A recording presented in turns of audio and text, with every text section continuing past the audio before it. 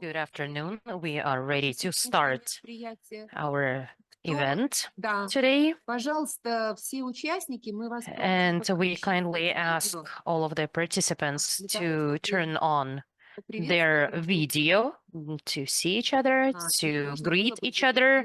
And we could also make a screenshot of the whole community who has connected. Please turn on your cameras.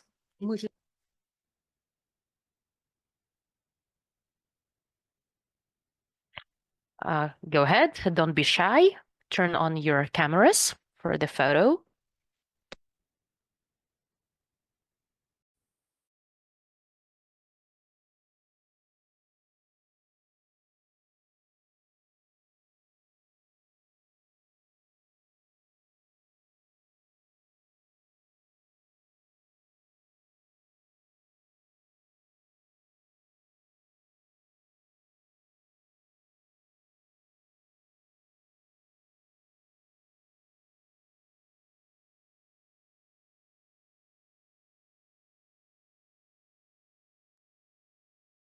All right, then I think that gradually everyone will connect and turn on their video if possible. And for now, let me welcome all of the participants. Right now, we have participants both online and here on site in the Atomican Chamber office. So we have around 30 participants already, and with that, we can start. So once again, I would like to welcome all of the participants. My name is Galina Artukhina, and I will be one of the moderators of today's session. Today, here, both online and in person, we have representatives of the development institutions, commercial banks, as well as financial organizations of Kazakhstan, as well as guests from Kyrgyzstan and Uzbekistan. Our meeting today is held in order to initiate the interaction with the financial organization and other stakeholders on the matters of ESG to strengthen the role of the financial sector and to create conditions for the market of social capital. Today, our session, ESG risks and opportunities for Kazakhstan's financial sector, is held jointly with the Regional Chamber of Entrepreneurs Atomican in Almaty. That's where we are gathered here today. And that is why let me now pass the floor to Mr. Nursultan Shokanov, Director of the Atomican Chamber in Almaty.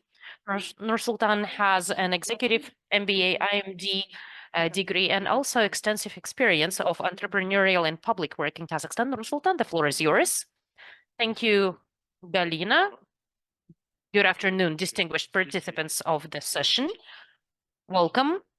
You're all active participants of the process of creating a sustainable financial market in Kazakhstan. As you know, the concept for development of the financial sector of Kazakhstan till 2030 was adopted by decree of the president.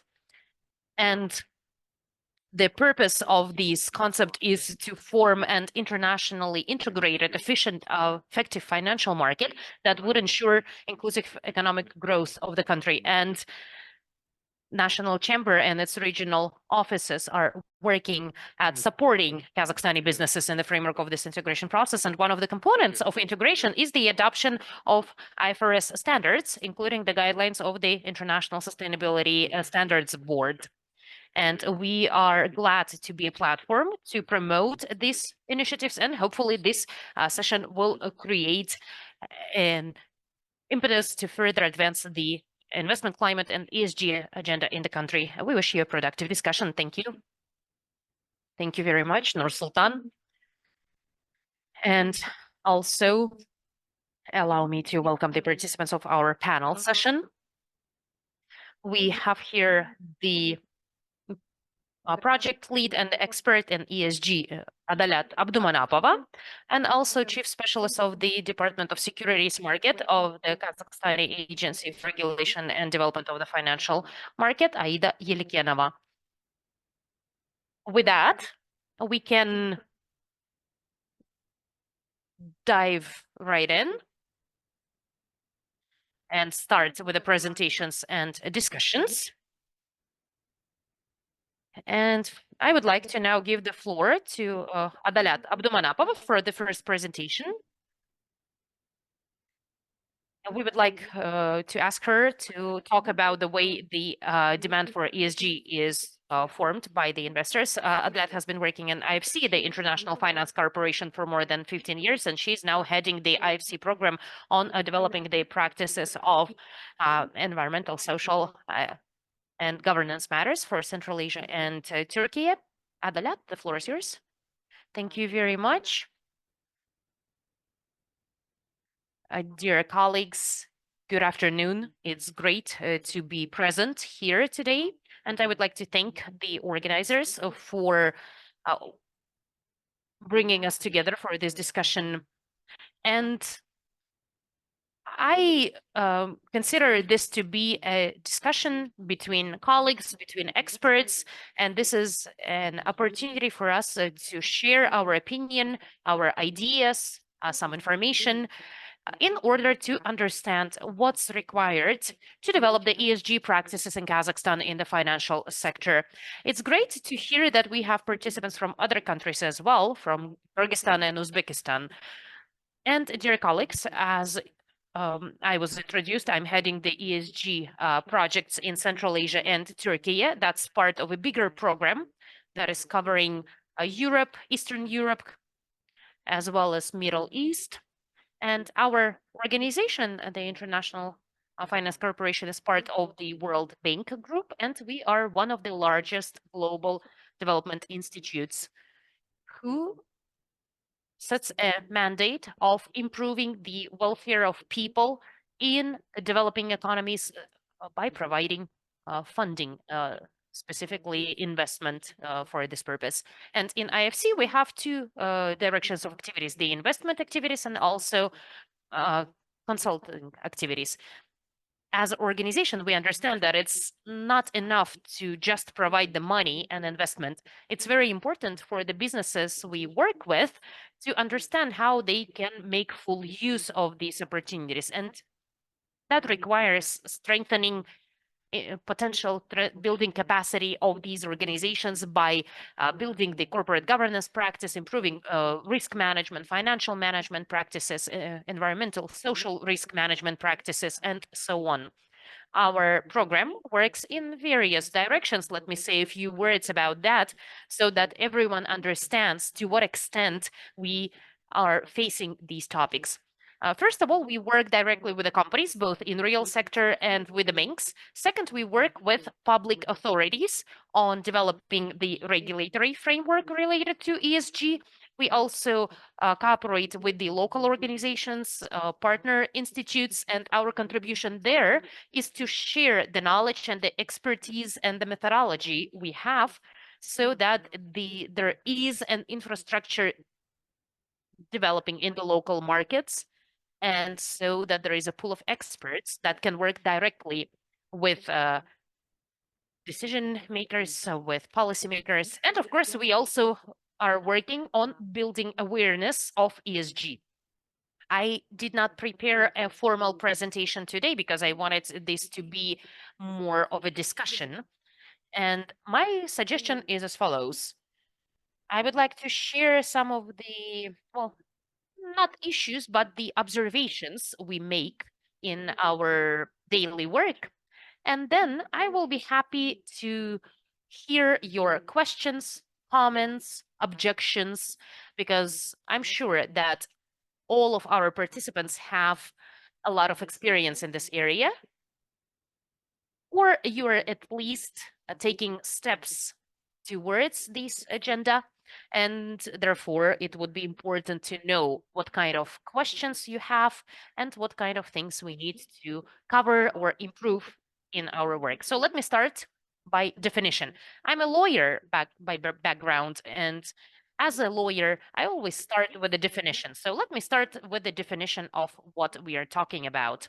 So when we are working with the companies and government bodies in various countries, we can already see that because the ESG agenda is developing quite quickly and there is a building demand for ESG, but at the same time, we see a lot of confusion of what ESG is, and everyone seems to have their own understanding of it.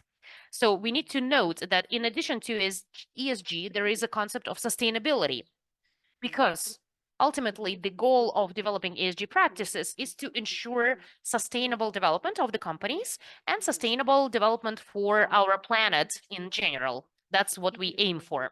And we'll have a range of great speakers today, and I'm sure that we will have the discussion of why this trend appeared and why is it developing so quickly. That is due to climate change, first of all, that we are already experiencing. There are a lot of concerns. And there are a lot of concerns. There is a lot of anxiety about it, about what is to be expected in the future. And I think that we can all agree that the topic of climate change is not a topic happening elsewhere, far away from us.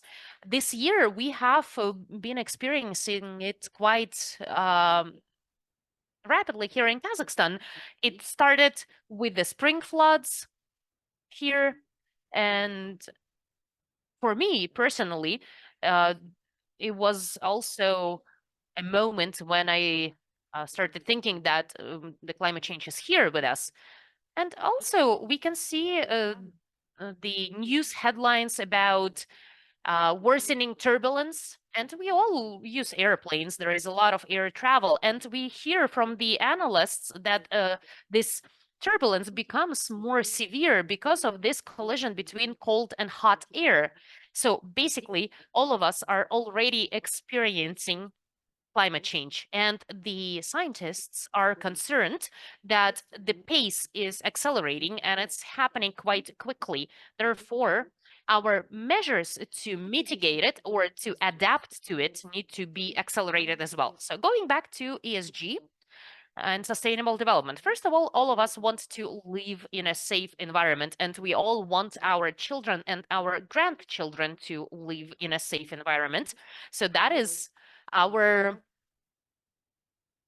view towards the future, and we need to start thinking what we are going to do now to ensure that a safe future. And ESG is the concept that arose because of these concerns of investors, and we consider ESG to be a tool. So it's more about specific criteria and specific indicators, whereas the sustainable development concept is a greater goal and mission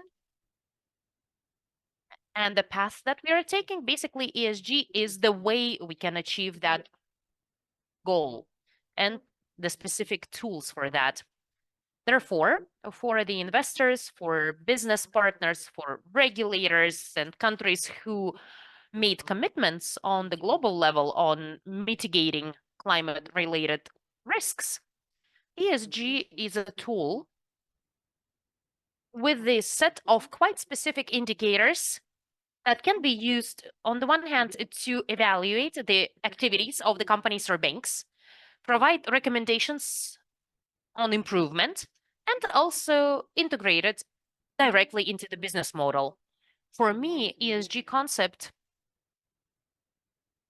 is, as I always say, it's a great concept. It's a beautiful concept because it already eliminates the dilemma that all of us have faced maybe 10 or 20 years ago when we started working on corporate social responsibility. And that is actually one of the questions we get quite often. What's the difference between corporate social responsibility and ESG?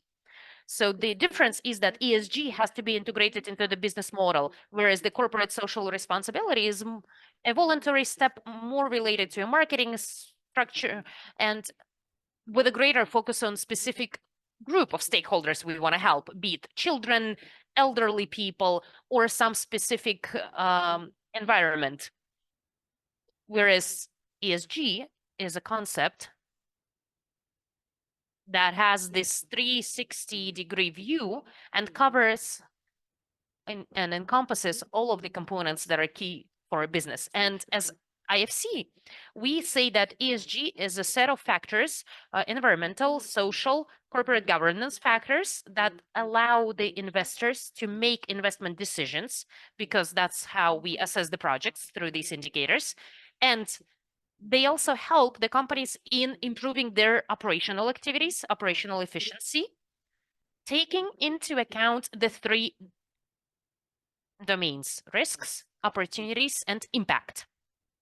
So this is an important aspect that allows us to take a comprehensive look at ESG. So ESG is not only about risks, but also about opportunities. The risks can be great, but the opportunities can be huge as well. And that is also a question of impact, the way uh, the business affects the planet and the society. Risks are about the impact we as a company experience from the society or the planet. And here, also when we talk about the opportunities, it's also the opportunities created when we integrate that into our financial and business model. There is no such dilemma of earning money versus being a good citizen and spending money. You can combine it with ESG and you can do both, and you can package it quite well. You can integrate it quite well. But in order to do that well, you need to have an understanding of how this will be done. Unfortunately, there is no one fit all solution, because it's all very individual. It's industry sector dependent. It's also dependent on the regulations of the country. Speaking about Central Asia, we can see that the progress among the regulators is quite different of understanding and of implementing this matter. And I would like to note the situation of Kazakhstan, because in terms of regulating ESG risks, the agency specifically in Kazakhstan in general is the pioneer in Central Asia. We are quite proud of that. And this is an important aspect, because colleagues, financial sector is always considered a catalyst for certain initiatives. And when we are talking about ESG and green financing, that is the context of opportunities. And here in that context, it's very important to have this sustainable financing, green financing opportunities, with the focus on risks as well. Because unfortunately, we still see situations when banks decide to issue sustainable bonds or green bonds, or they offer green loans, be it for electric cars or renewable energy sources. But if the financial organization doesn't have a proper system of managing their environmental social risks, if they don't have a correct understanding of the ESG concept, and if they don't understand how their green financing is related to all other activities, that creates significant risks for the organization. And working with the regulators in Central Asia, we keep talking about the importance of the regulator keeping an eye on this process, because we see a greater demand for green financing, and therefore the role of the regulator is very important. And we are very glad that the Financial Supervision Agency of Kazakhstan is actually advancing in this area together with the market. Another thing that I wanted to note in terms of the steps that need to be taken, as far as I understand, our audience has both representatives of the financial organizations and other experts. And people often ask, which letter do we start with, E, S, or G? And we, as investors, we understand that the tone is set on the top in any organization. So therefore, we need to start with G, corporate governance. It's very important to make sure to have an understanding of the board and shareholders. Yes, they share the values pertaining to the integration of principles of ESG in the company. I'll come back to item 1. ESG is a new business model. It is something that is part of business and its strategy. Therefore, without the shareholders, without the board to be on the same page, it is quite difficult to promote it from the bottom. Therefore, I highlighted that. So what about the risk assessment and the ESG opportunities from IFC perspective? We have a very clear methodology. It's in open access. I'd be happy to share that. Please read it and use it in your organizations in order to build this green business model. And we are looking at ourselves as a standalone methodology because there are so many questions. And also we have a methodology of corporate governance. And we added 2 words for sustainable development. Why? Because the indicators that we include in order to assess the risks and opportunities, they are rooted very deep.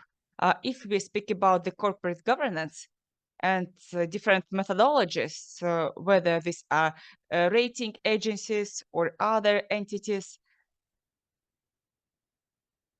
that promote these efforts, the approaches are more or less similar, but maybe some of the entities have a deep dive into something. And usually the indicators are transparency of information disclosure, gender issues, corruption policy, and the board in the middle of this efforts. And in our organization, our methodology is 6-fold. First, commitment to ESG, whether the entity has made steps already, whether there are documents or policies, whether the board has got relevant committees, whether there is a sustainability champion or ESG officer or departments. Also, we look at practices of the boards and the management, not just for ESG, but we focus on the corporate governance, the operations, composition of the board, independent directors' presence, whether they're truly independent, interaction with the management, remuneration policy, motivation, and the system of internal control, whether there is an integrated approach to risk management, transparency and disclosure, cooperation with the shareholders, and number 6, interaction with the stakeholders. So we dive deep into each of the components. I can share the links with you, colleagues, for you to see the indicators we propose. And if we talk about the ecological and social risks, the approach is also quite in-depth. IFC offers online trainings in this area. And we would be happy to share all the tools.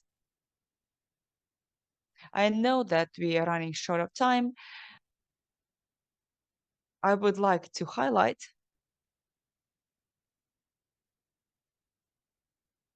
that our approach and our methodology to corporate governance and ESG in general is the investors-centered approach. This is what makes us different from the other approaches. We look with the eyes of an investor. And by now, through our own cases, through our own projects, whether successful or not, we learned the lessons. And on the basis of the lessons learned, our approaches have been under continuous improvement. And therefore, the approach is a very practical one. Dear colleagues, I would like to thank the organizers for this excellent event. We are always open to interaction. We are always happy to share what we have. And we are happy to see when the materials we share are used by companies and local experts community, because we are all together in this boat developing the ESG. So I'm happy to have this discussion on ESG practices. Thank you so much. I don't see any questions in the chat box.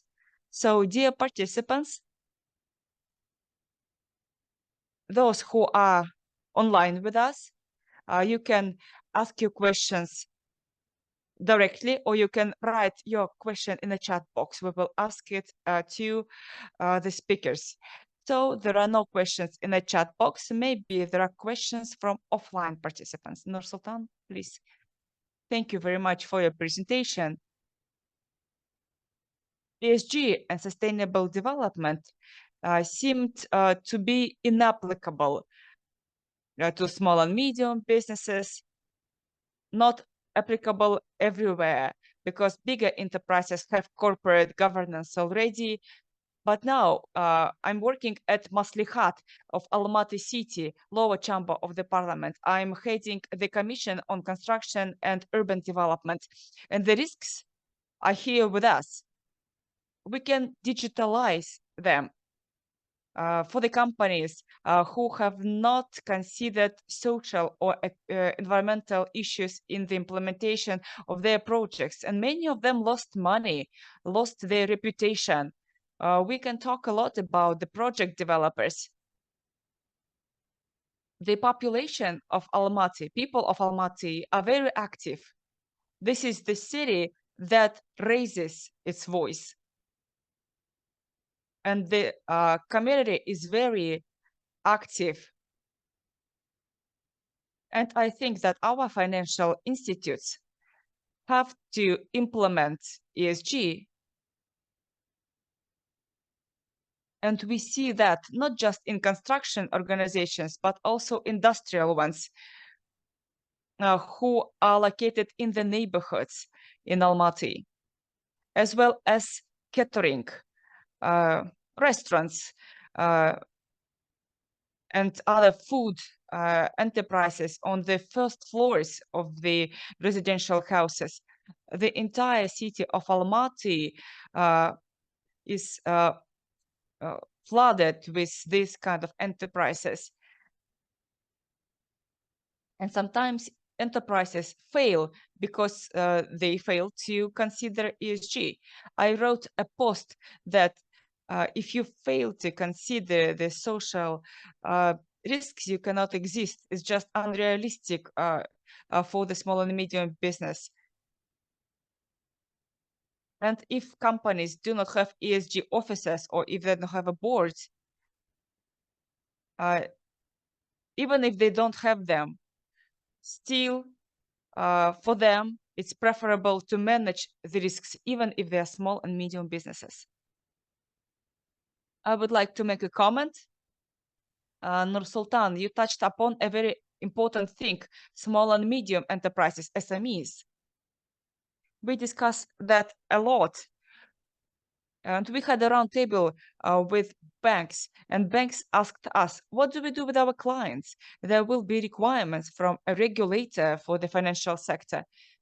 And this will be like a domino effect.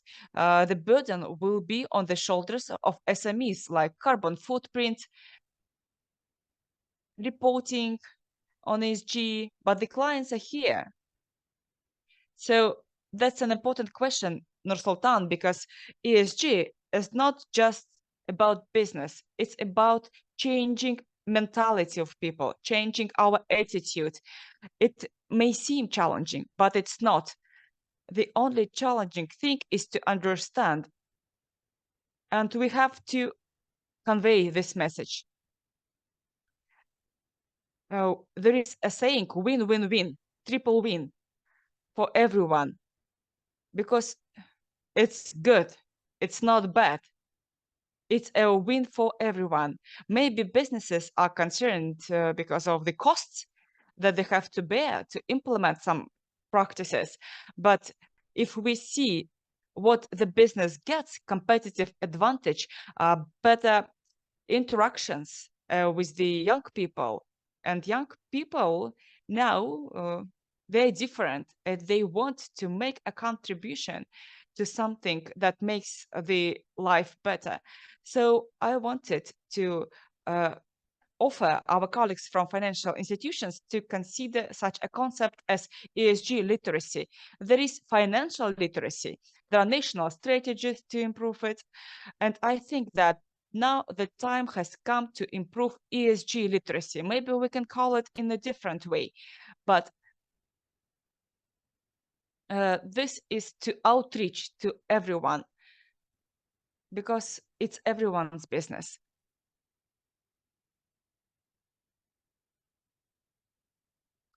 Let me read a comment from the chat box.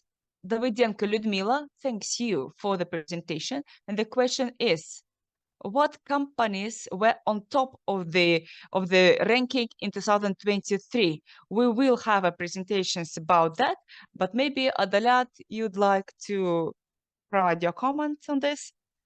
Thank you. That's a very good question. And it's quite wide because there are so many rankings. You didn't mention the ranking you'd like to hear about. Every country has got its own champions, and that's very important. And the system of rankings, when everything is published in open access, it's a good motivation for the other people to catch up, not to lag behind.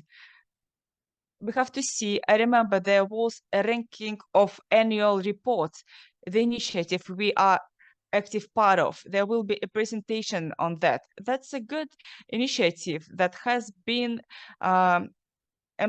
implemented in Kazakhstan for the last 10 years. CASE is leading this process. Also, PwC has got its own ranking on the quality of disclosure. Also, there are other ranking agencies. I think that it's important to make this information open, to have a role model. And it's great that you will cover this in the presentation. Are there any other questions among our guests? There are no questions. Let's thank the speaker. Let's continue our session. I would like to give the floor to my co-moderator, Gulsara Idilbayeva, to present the next speaker. Let me give the floor to Suzanne Dreger, Strategic Affairs Director, IFRS. She will make a presentation that is called Best Information for Best Investment Decisions. For us, for our organization, the opportunity to cooperate with this organization has been announced at the meeting of the global network of BCSD, where we are members of, and we are happy to see Suzanne here, who will make a presentation today. We will hear from first hands about the standards, how they can be implemented, at what stage of the company development, in order to meet the needs of commercial banks and bigger financial institutions, and how to use and how to support your decision to join the ESG processes. Suzanne has got huge experience in the field of standards on climate policy, as well as principles of responsible finance. She was part of the committee on IFRS in Germany, and she led the initiative of big investors, which is called Principles of Responsible Investment. This initiative was implemented together with UNEP and UN Global Compact. Also, Suzanne has got huge experience in the corporate environment in Deutsche Bank, where she handled the issues of emissions trading. We will have a very interesting presentation. Let me give the floor to Suzanne. Suzanne, apologies, you waited for 1 hour. We gave you the wrong time zone. Over to you, Suzanne. Thank you. Thank you very much, everyone. And first of all, I want to apologize. I don't speak Russian, so I will present in English and do my very best to make it understandable. I understood that the slides have been translated into Russian, so I hope they will be available. I'm not sure if they can be shared on the screen.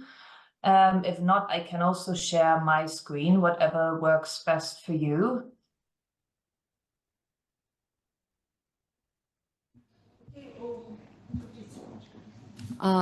Можно узнать у организаторов, да, можно запустить... Question to organizers, if you can put Suzanne's presentation on the screen.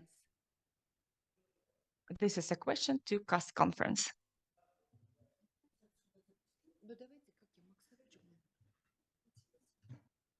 Maybe in the meantime, I can just say how grateful I am to be with you all today. It's a great honor for me to be part of this event and represent the IFRS Foundation and the International Sustainability Standards Board. And I will be talking about the developments at the International Sustainability Standards Board and also provide an overview on the general standard that has been published in June, as well as a climate-related standard that also has been published in June. So while we work on the slides in the background, maybe I can start by a brief introduction on, yeah, perfect. I see those slides are coming up. Maybe we can just move to the second slide directly.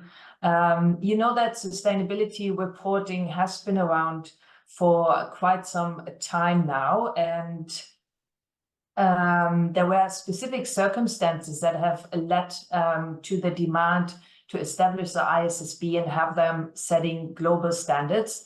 Investors need decision useful, consistent and comparable information that enables them to understand sustainability related risks and opportunities. Information has been provided previously, but not in a consistent manner, and is designed to meet different audiences. And the ISSB is really focused on investor relevant information. There's been lots of confusion previously on the different standards and frameworks that have existed and still do exist for companies, but also for investors that seek clarity and guidance by the data that is being reported. So while the ISSB has been set up, we also consolidated a couple of organizations that have previously been setting standards, such as SASB, for example, or the Integrated Reporting Council, the CDSB, and you might have heard that the ISSB has also a bid from the TCFD recommendations that have originally been set up by the G7 and G20.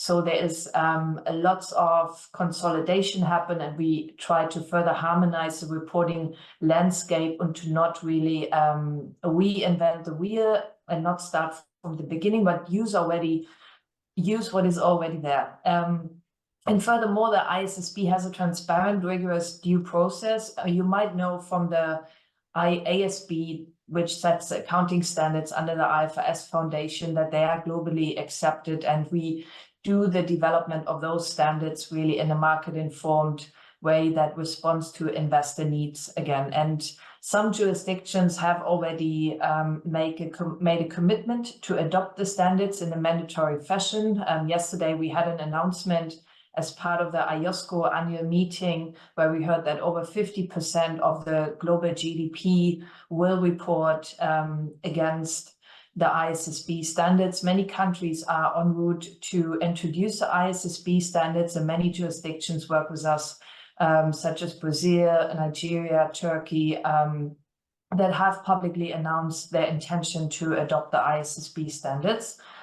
Going to the next slides, as I said already, the ISSB standards are really here to enhance investor-company dialogue. So we hope that companies will find it more easy and more cost-effective to report only under one standard on sustainability-related information, and therefore also investors will have much better decision useful information at hand to invest in those organizations that meet certain climate requirements in line also with global commitments towards climate mitigation, adaptation. Those were some of the key words I did understand from the previous interventions by the panel. And we really hope to making sure that the standards elicit decision useful information through developing a globally comparable sustainability related disclosures that are also assurable, so we can really create that certainty with investors that this data provided through the ISSB standards can be assured and therefore reliable for them to inform their decision making. And for the companies, there's this point on cost effectiveness I already raised. That's very important. We know that many of you start to work on ESG related matters, sustainability related matters, and that is costly. And by setting a global baseline of one standard, we hope that we enable, we hope we enable companies to communicate to investors globally comparable, comprehensive information about sustainability related risks and opportunities in a costly way.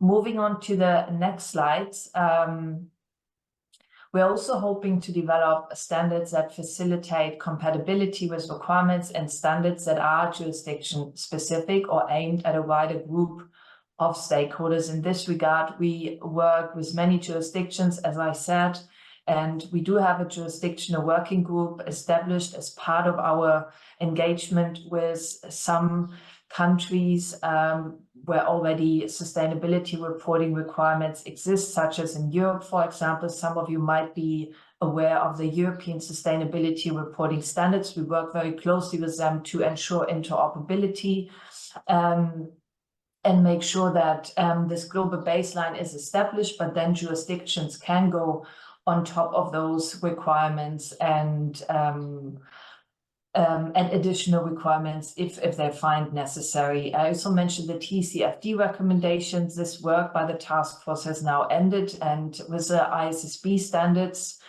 publication, we also mark the culmination of the work of the task force and therefore reducing further fragmentation in the landscape. We also work very closely with other strategic partners, for example, CDP. They have now committed to align their platform to the IFRS climate-related disclosure requirements. So we expect over 23,000 companies this year to use the CDP questionnaire in alignment with the ISSB standards, which again should be almost over half of the market capitalization in the world, disclosing environmental information through CDP. And that means there's a rapid accelerated uptake on the adoption of the ISSB standards already naturally using the CDP disclosure platform. And then many of you might already report against the Global Reporting Initiative, GRI. We are working with those colleagues very closely, again, to ensure maximum interoperability between our standards, while we are currently focused on the wider sustainability landscape and then also climate-related risk and opportunities. We do have those standards published in the future, and there was an announcement last week. We will work very closely with GRI to set standards on biodiversity and wider nature-related issues together, actually, to hopefully avoid in the future that we need to talk about interoperability by working closer together with other standard setters in the ecosystem. Moving on to the next slide, I want to come back to the global baseline. I mentioned already that there is different standards in the sustainability reporting ecosystem, but we really want to work to set the global baseline to provide information that is material to investors globally. You might have heard that IOSCO has endorsed the ISSB standards. The IOSCO annual meeting has just finished in Athens, and there was great support we heard great support from IOSCO and jurisdictions. Obviously, jurisdictions will need to also require local market participants to disclose further information. They can, as I said, adding information needs to those building blocks and build on top the global foundation, which we try to set at the ISSB. Moving on to the next slide, I mentioned briefly that we do not want to reinvent the wheel, but we have set the ISSB standards based on existing initiatives such as integrated reporting, but also the SASB standards that provide sector-specific information. Some of you might know the Climate Disclosure Standards Board. They have provided a framework for different sustainability issues, and also the International Integrated Reporting Council that tries to make a connection between financial reporting and sustainability reporting. It's an important tool that has also been consolidated into the IFRS Foundation. And together with those existing players, we are now working towards establishing those global standards, making sure that the information that has been developed previously and all the knowledge that has been developed by those organizations really remains relevant and is helpful for companies when they start adopting the standards. On the next slide, just briefly again on the culmination of the TCFD recommendations, the IFRS sustainability standards incorporate the recommendations of the TCFD. There's a mapping table available, and some of you might have used the TCFD recommendations to do climate-related disclosures, and you'll be happy to hear that the ISSB standards really build on those 4 pillars in the structure. So risk and opportunities, targets and metrics. So there shouldn't be too much new for those that have already used the TCFD recommendations. It's just that the ISSB standards provide a bit more elaborative disclosure requirements. And as I said, in an assurable way. So comparability is key here. And then looking at the actual standards on the next slide, there's an overview on the general requirements for disclosure of sustainability-related financial information. So this standard really builds the foundation and asks about all material information about all sustainability risk and opportunities within the financial statement. Again, this also applies TCFD architecture, providing the 4-pillar structure whenever providing information about sustainability. It also requires some industry-specific disclosures, again, based on the standards we have consolidated by SASB.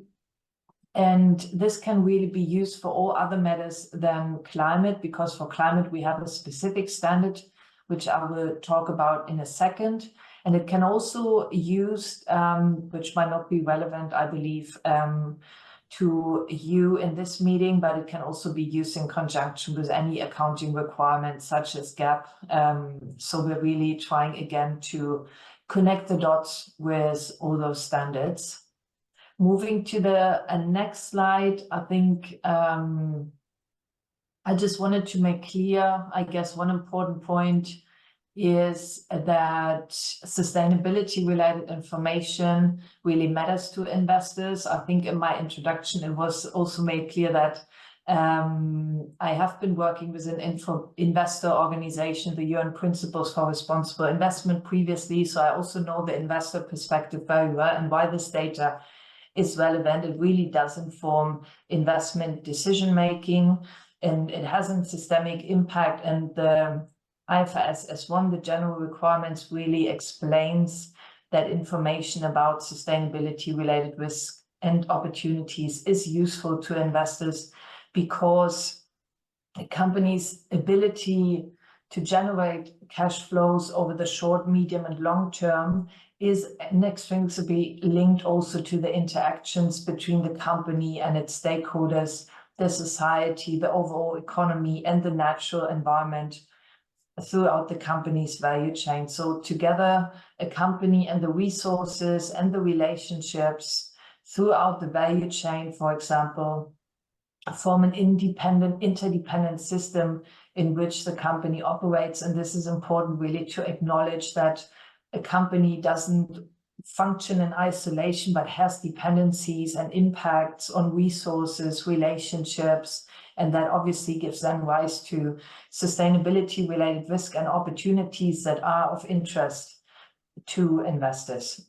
And again, I mentioned the integrated reporting framework that really helps companies to articulate how they rely on, how they use, how the different effects really, the different types of resources and relationships when we think about financial, social, but also human related issues, how they help to create, preserve, or erode the value for investors over time. So again, it's really all about providing information to investors so they can make informed decision making.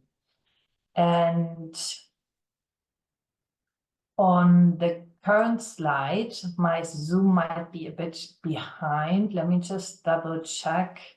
Yeah, on the climate-related standard, what we call S2 in short, this really is about fully incorporating the TCFD recommendation. As I said, it sets out the requirements for a company to disclose information about climate-related risk and opportunities, building on the requirements described in IFRS S1. So again, IFRS S1 is really the baseline, and then the climate one, the climate requirements come on top. I guess we can expect in the future that there might be other standards similar to the climate one, focusing on nature or other social issues that might become relevant to investors in the future. And the IFRS S2 requires the disclosure of both cross-industry and industry-specific information about climate-related risk and opportunities.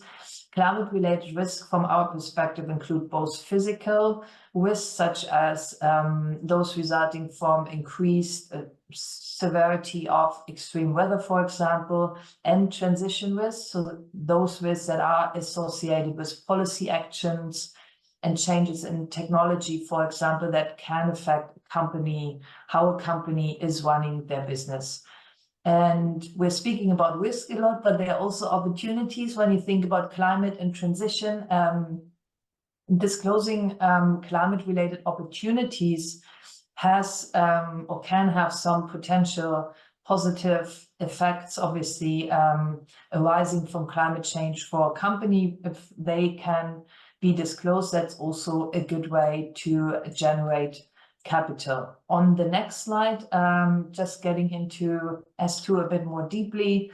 When we think about applying S2, a company should really identify and disclose what is material for them, for this specific company, using a materiality assessment to find out what are the climate-related risks and opportunities for this specific company. S1 has the materiality definition incorporated, and this is really, again, to understand how climate affects a company's performance and prospects, and it also includes one requirement about the transition planning a company is doing and its ability to adapt to climate risks, also looking at the value chain, for example.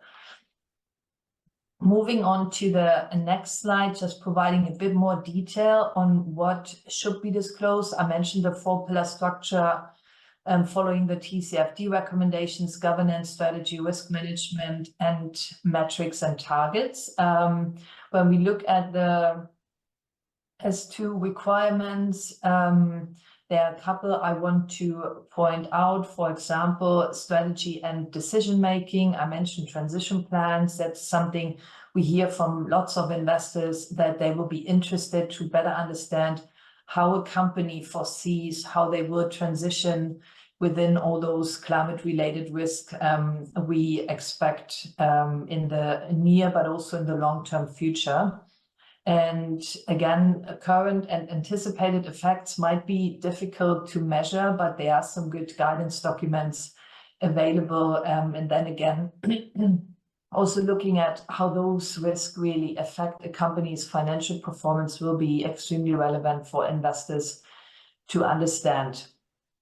Another topic that is of interest to investors and therefore also incorporated is the standard in the standards is the assessment of climate resilience, and also using climate related scenarios when looking at target setting, for example, that many companies already do. Many of you know about the greenhouse gas protocol, and they have set out a scope 1 to 3 greenhouse gas emissions requirements. This is something that's also been incorporated in the S2 standard, and we hope that the guidance published will help companies really to disclose this.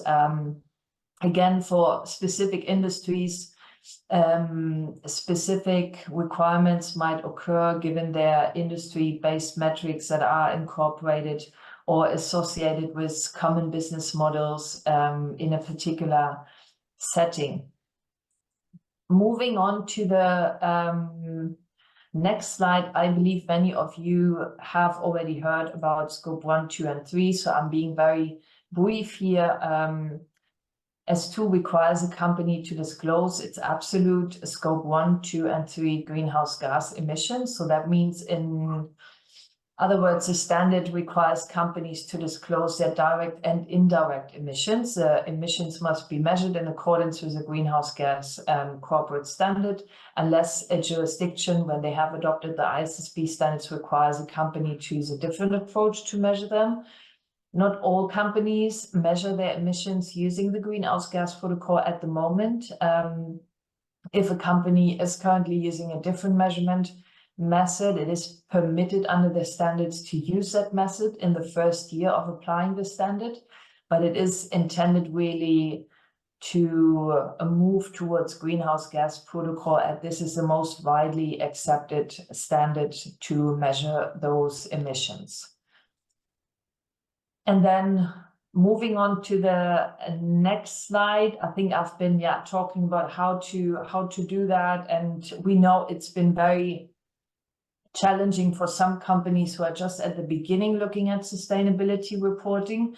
So we have set up a number of guidance and a lot of support we provide using different channels.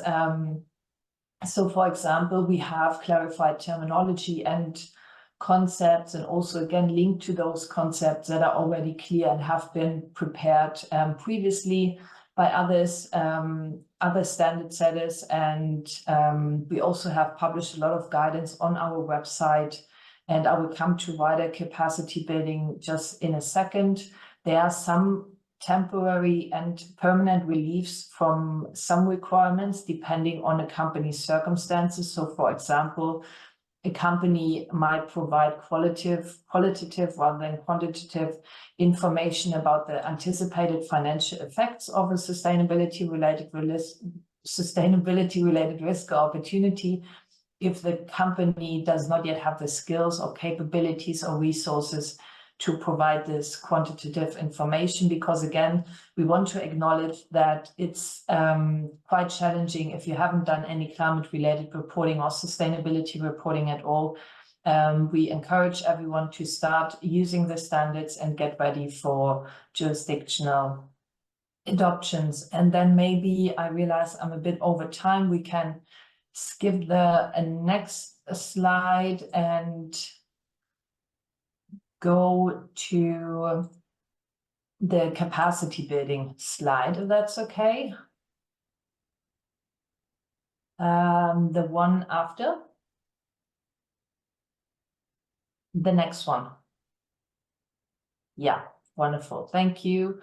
Capacity building, I just mentioned. What we are trying to do really to help companies and other stakeholders to adopt and get awareness of those standards is to speak to many different stakeholders and try to include them in the further development of the standards. So what I'm doing here today with you all is one of our capacity building initiatives. So therefore, I'm really grateful for this invitation, because we believe it's really key to talk to those that are using the standards, to talk to those that are preparing the standards.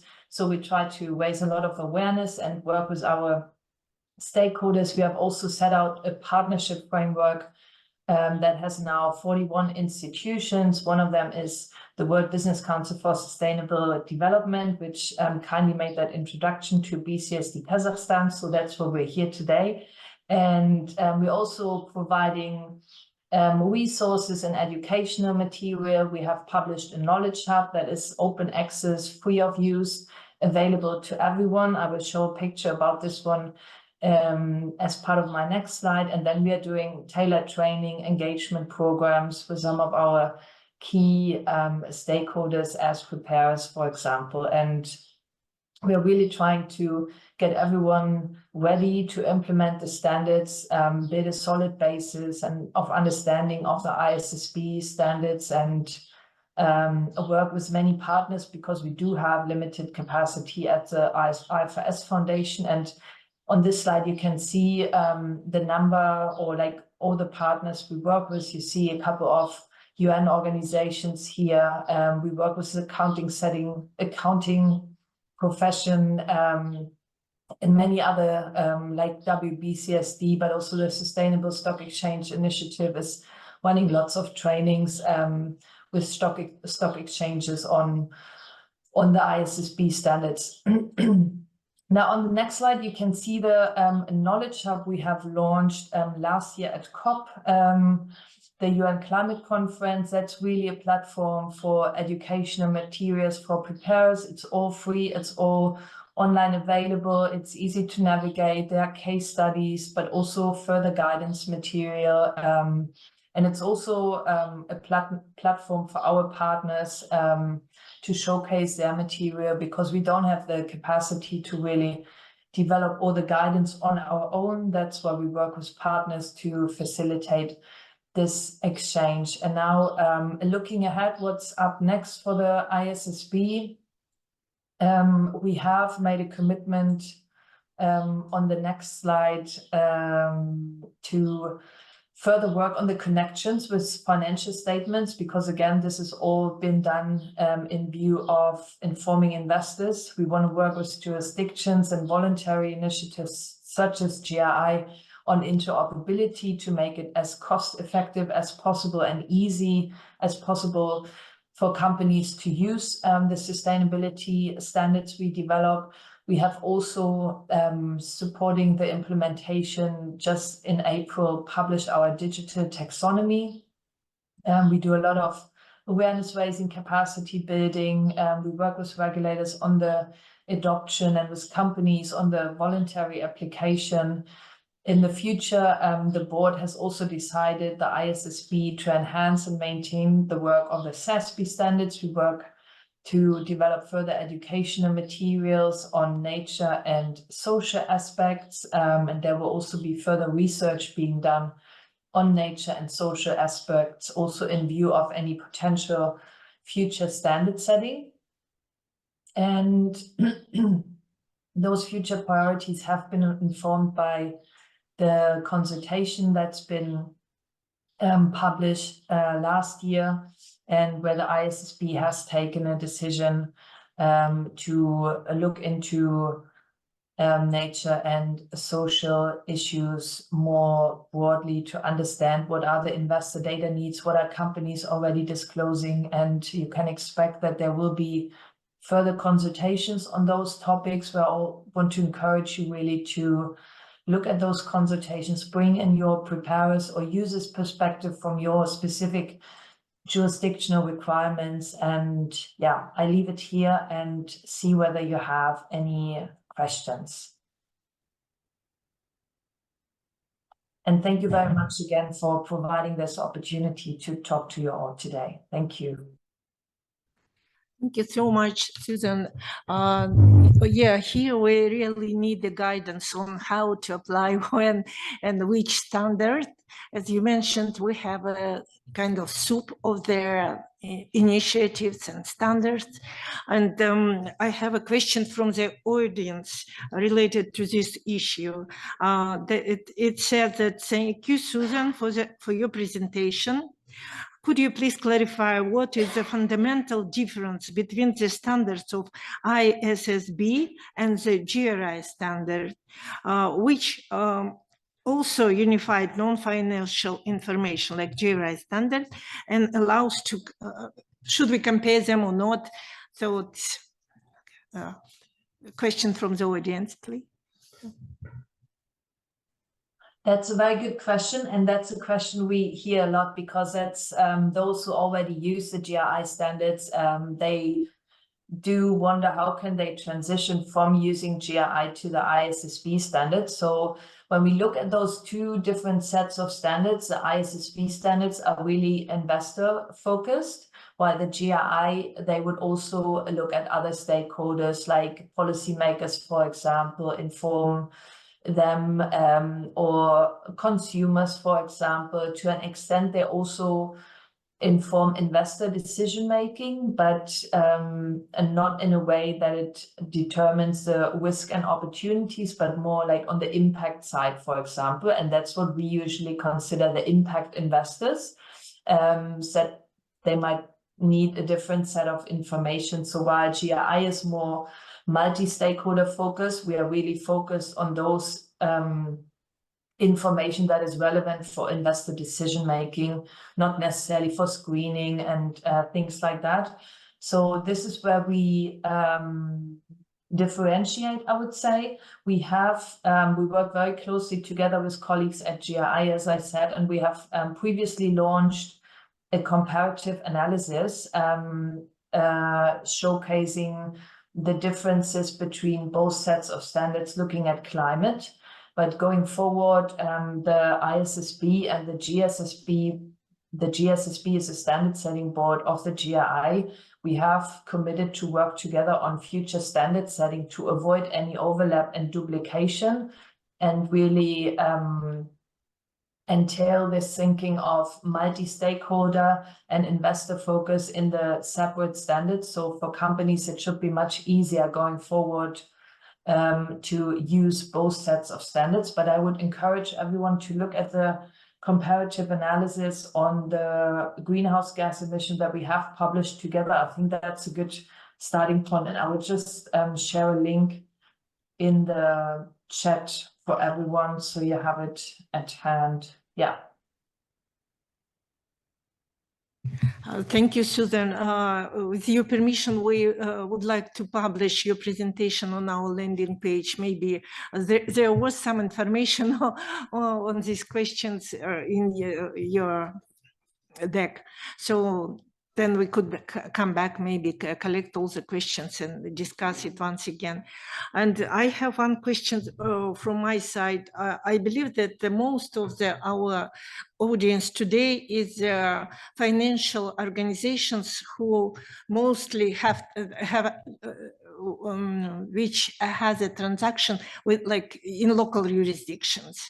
And what would be a benefit for them to use like international standards for ESG disclosure, risk management, etc., and climate issues, to report on the climate issues? What from your point of view the benefits for them start to learn and apply, like adopt maybe, and try to use it for their operational like activities? Thank you. Yeah, that's again really good question, and we do also engage with financial market participants on the adoption of ISSB standards, and we know that there are a few questions that would always come up.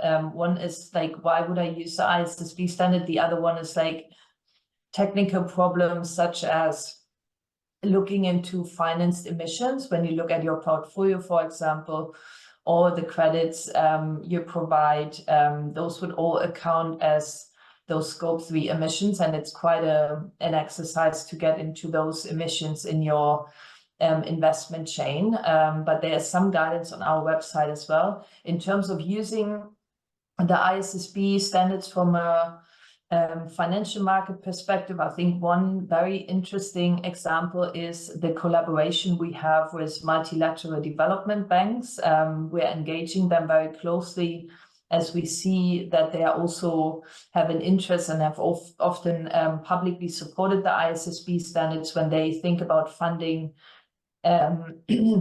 And development projects, for example, they would look at jurisdictions, whether they have adopted the standards or how companies can showcase their climate readiness, how they work on mitigation, adaptation. Do they have targets, for example? So that's something we hear a lot in the development financing context. And yesterday, colleagues of mine have, for example, signed an MOU with the African Development Bank, and we work very closely with the EBRD and many other development banks as they try to better understand when they invest in projects and companies, how they can understand how those companies are ready to transition towards a climate resilient economy, if that makes sense.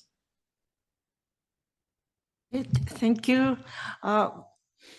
Кто задавал вопрос в аудитории, может... Dear audience, would you like to continue discussion? Do you have any questions, or will we have a discussion later on? We don't have any other questions from the audience.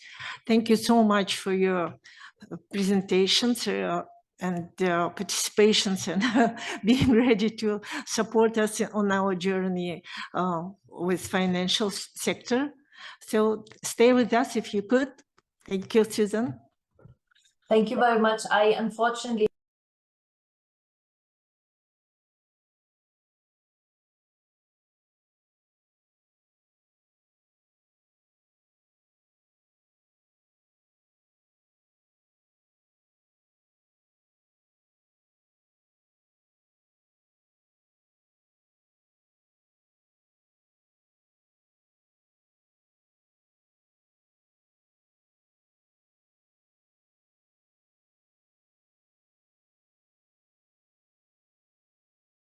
Даю слово Галине Артюхиной, Let me give the floor to Galina Artyukhina, Executive Director of BCSD Kazakhstan. She will talk about the current level of maturity in ESG systems and practices of financial organizations. This organization was established in 2023, representing the interests of the business community interested in sustainable development. In 20 years, we accumulated a lot of experience in shaping the legislative and institutional framework for the business regulation on the matters related to sustainable development, and we cooperate with a lot of business organizations. And this gives us an opportunity to share our opinion as to how different practices were evolving for sustainable development in the business sector of Kazakhstan. Galina will make her presentation. Let me tell a couple of words about her level of expertise. She is an international expert on the management system. She has got rich experience in implementing ESG systems for the sectors of economy in Kazakhstan, including banking sector. She has got experience of working with the development institutions in our country, EBRD, ADB, World Bank, on the issues of sustainable finance for small and medium enterprises. And we started to discuss this topic already. And also she will share the experience of working with these institutions in the field of development of green economy strategy. Let me give the floor to Galina. Thank you very much. Dear participants, after the first presentation, we found a question about the rankings, about the champions. And of course, we are really interested in this question too. Therefore, we decided to conduct a study in order to make an overview of rankings for the financial organizations in Kazakhstan, to try to understand what we have today and where we are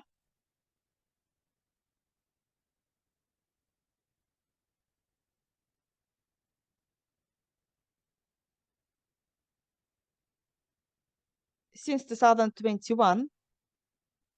Our association, being the member of the global network of the Global Council of Entrepreneurs for Sustainable Development, supports and promotes the initiatives dedicated to natural capital and sustainable markets. And of course, ESG topics, climate change, value of water, food systems are the top issues that we always promote in the business environment. And the goal of our project and the results of meeting today would be to initiate the interaction with financial organizations in Kazakhstan on ESG to strengthen the role of financial sector in creating the conditions for the natural and social capital market, to initiate interaction with the stakeholders to strengthen the role of the financial sector in creating an enabling environment for investments in Kazakhstan. This work, this initiative was supported by the Regional Chamber of Entrepreneurs Atamiken, and we are thankful to them. And also we are doing this with the support of the WB CSD Global Network Initiative with IFRS. Why we need rankings and external assessments? These are important figures. Today, we see more than 600 ESG ratings and rankings, more than 4,500 key performance indicators of ESG, which monitor different ranking agencies. Overall, globally, the market is more than 30 trillion USD investment into environmental, social, and governance assets. So these are huge investments, and naturally, the attention of investors to ESG agenda is more and more profound. Who makes a decision about the standards of ESG in the corporate value chain, and how banks can help the corporate treasurers to focus on this evolving market? This is a question of the World Council, WCSD, raising this question during the global network meeting. Every sector of economy is characterized by its important aspects, and the companies need ratings to better understand their tasks and where they are in terms of their competitors, in terms of similar businesses in the same segment. And investors, in their turn, would like to get transparent and reliable information to see where the companies go. Today in Kazakhstan, the ratings, they just rate the disclosure of information. They don't show the practice of sustainable development implementation. There is no division by the maturity levels. What are the maturity levels?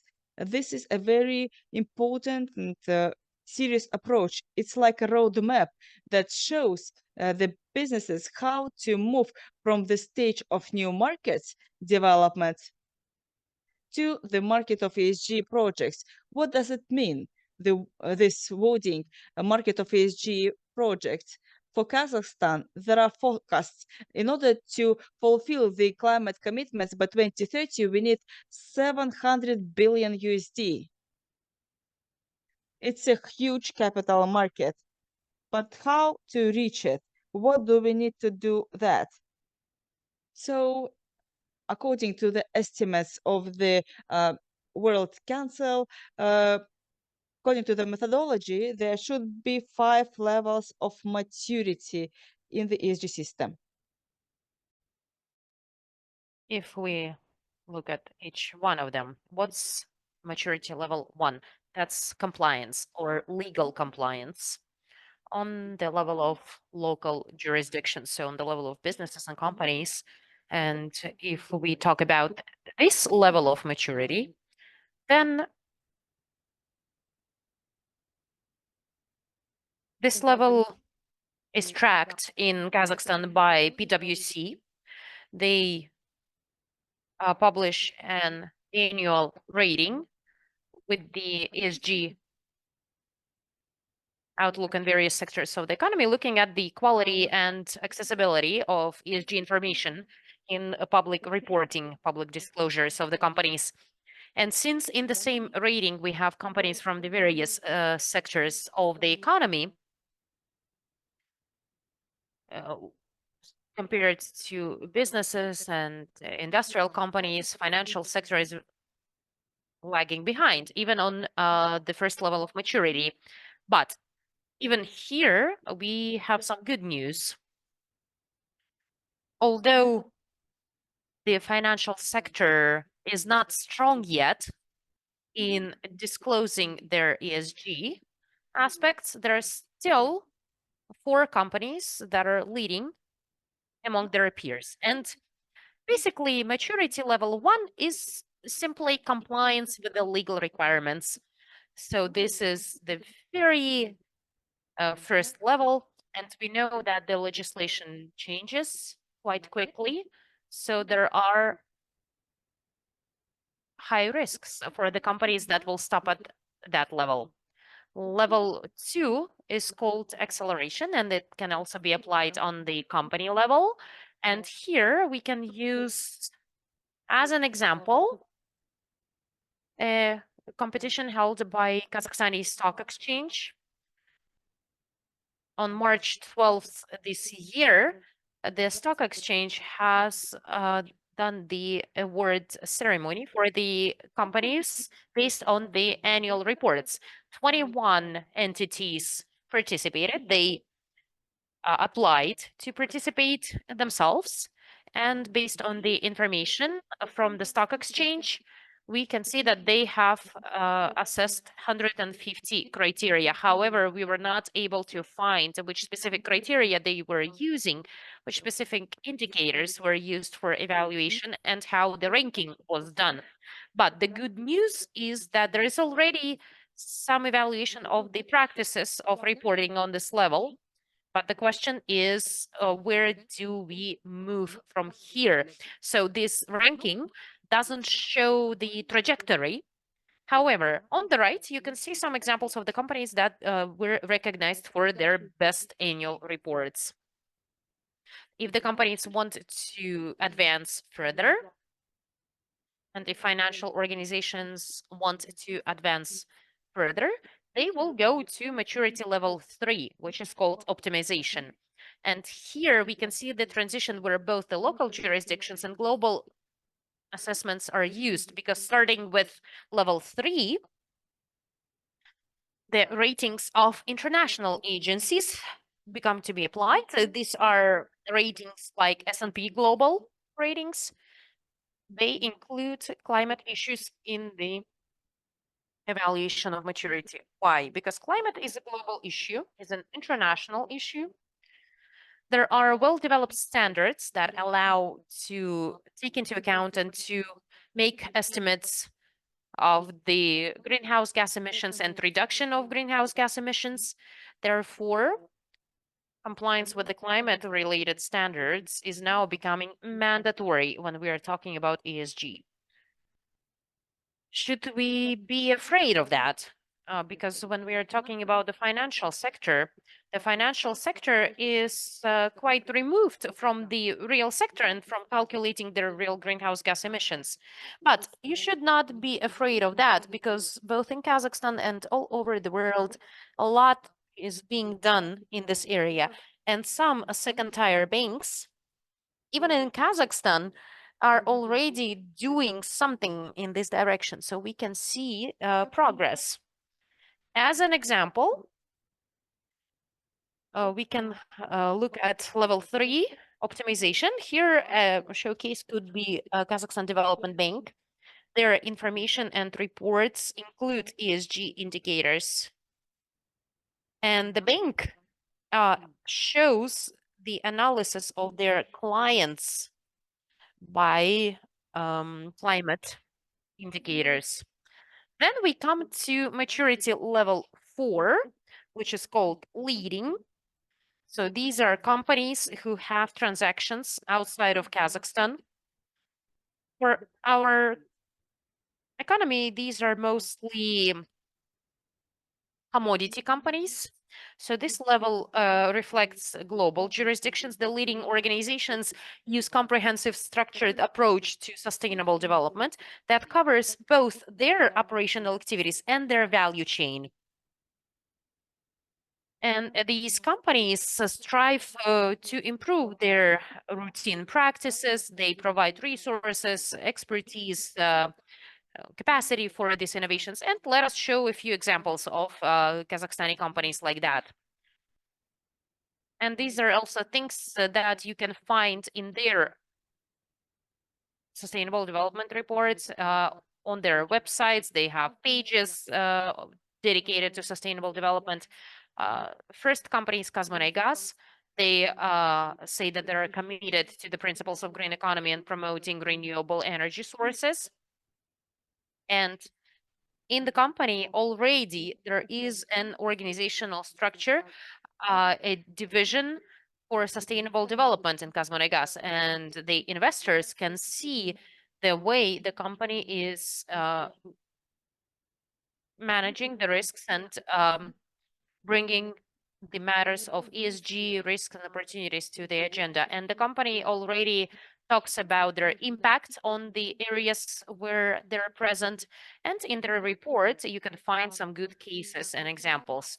Another example is Altyn Almaz, one of the biggest gold production companies in Kazakhstan. And they have even chosen a motto that we are transforming the subsoil potential into golden opportunities for employees, investors, and other stakeholders.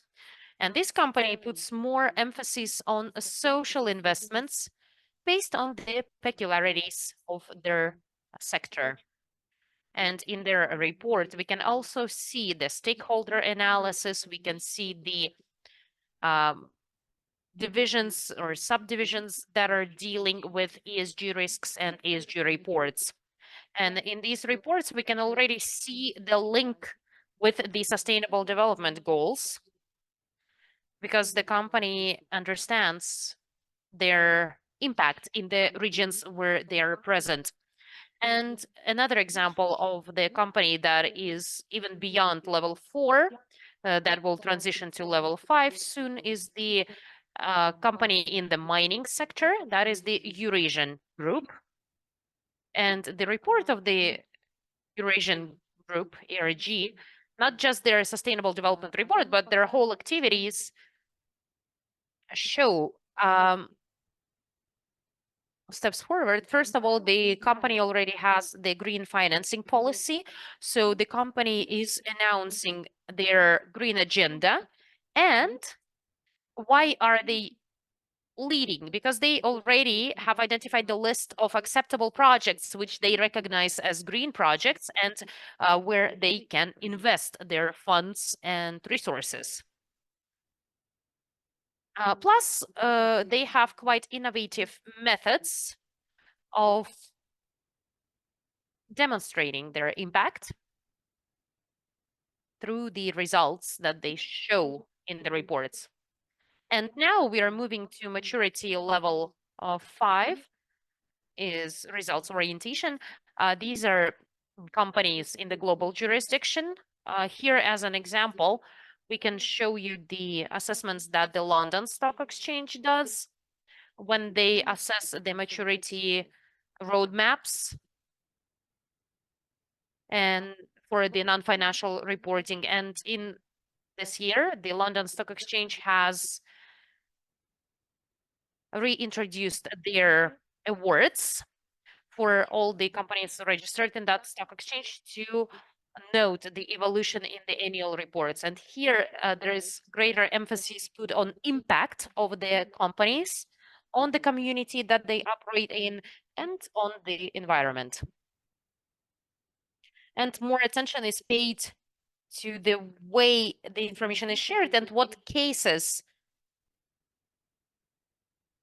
lie in the foundation of the numbers that they show in their reports, in sustainable development reports, ESG reports, and they also look at the innovative ways of presenting financial results to the audience. So if we summarize this whole discussion of the 5 maturity levels, basically any company that gets into this path of assessing ESG risks and ESG reporting, they can see the way forward. They can see their pathway of moving from innovation in project in services and products to improving risk management, to ensuring transparent reporting, to improving access to capital by aligning their goals with the sustainable development goals, and in this way they can move to transforming the value of their company. So therefore, ESG projects bring great opportunities for the companies, for the financial sector and real sector, along with the challenges they create. To create the market of ESG projects and investment in Kazakhstan. But we can already state that globally and in Kazakhstan, there are international standards available, and the financial sector needs to recognize that from the standpoint of the institutional investors, a required condition to get funding for the projects is to comply with the global standards of non-financial reporting. And the second-tier banks need to assess their risks and improve their position. They need to prepare the domestic market for that, and we need to engage the second-tier banks into the development of the market of ESG projects. We also need to provide expert support, revise the existing measures, and create new measures to support business models. And we need to take gradual steps to preserve the local ecosystems.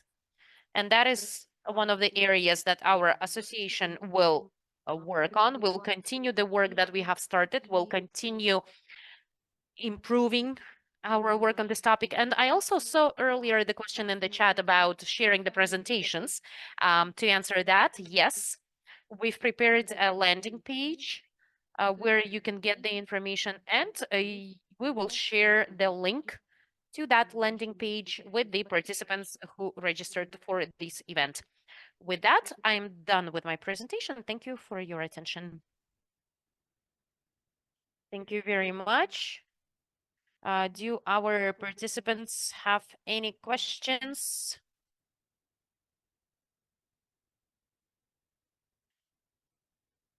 I have a question, yes. I think that no one really looked at the rankings from this point of view. And I have never seen this whole hierarchy of the maturity levels, although I've been working in consulting for a while and worked on ESG as well. So my question is as follows.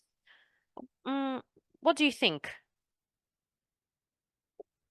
Were you able to understand as part of your study, were you able to see whether the assessment, ESG assessment, actually helps the companies of getting to the international markets? And my question basically is related to the fact that we know that there are a lot of investors, international investors here. Many of them are interested in the region and in Kazakhstan in particular. They are all in favor of responsible investment, and they use their own rankings. And I had a feeling that the national rankings should help in that. They should be drivers to help the companies of entering the international ranking markets. So in the course of your study, did you note anything to this end? Can you share something? Can you elaborate? Thank you, Irina. Well, actually, on the one hand, it seems that there are so many rankings, and it might be difficult for the companies to understand which rating they need to prepare for, where they submit their information, and so on. But when we did our study, by doing the study, we actually wanted to demonstrate that a company doesn't have to try to be in all ratings at once. It's better first to understand where the company is on that maturity scale. And then based on your maturity assessment, you select the ranking that you want to participate in. Because that's where you will see yourself compared against your peers on the same level, and you will also see the path forward for further development. And we need to understand in Kazakhstan clearly that in order to get to the international markets, to international ranking, we need to have the qualities on maturity levels 4 and 5. It doesn't mean that that path is closed to us. No, we will grow through national domestic rankings, and then gradually, step by step, we will get closer towards that summit for business development. If I may add, both in Susan's presentation and before that, we discussed that there is a certain transition period. And sometimes companies forget about it. When they are selecting rankings, they forget about this transition because the ranking is a platform to move somewhere. It's not just evaluation for the sake of evaluation. Well, yes, it might have some effect on your interest rates and so on. The participation itself may already bring you some benefits, but for operational activities of a company, ranking is the beginning of the transition. And in the international rankings, in the reporting, that's what is important for the company to see where it's at and where it's going, and whether the company has a plan to move forward. And there you can select various standards depending on the aspects you have selected for yourself based on your risk analysis, based on your priorities. So you're showing where you're at and where you're going. So this transition plan is an important aspect. And also one more thing that Galina has not emphasized, it's just a comment. In other presentations, we heard new terms like the rating zoo, the standard soup, and so on. So you have to be quite careful, and you need to understand that you need to be very purposeful in selecting the rankings. And of course, participation in the ranking is prestigious in itself, but it's just the start for you. It's your start in your journey towards a strategic goal. So that's my opinion. Thank you. Thank you very much. And let me get back to my role of moderator, and I will introduce the next speaker, Irina Gorbacheva, Director of the consulting company Sustainability Solutions.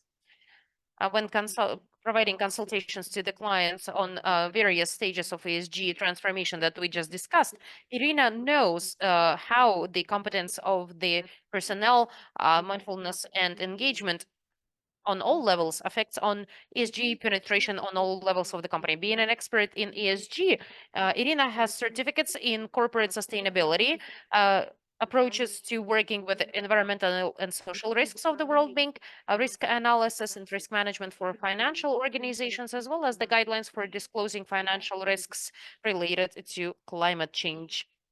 So with that, we will ask Irina to give us a brief overview of the approaches to developing internal capacity of an organization to work effectively with ESG risks, please. Thank you, Galina, for introducing me, colleagues. Hello. Many speakers before me talked about the need to build the capacities,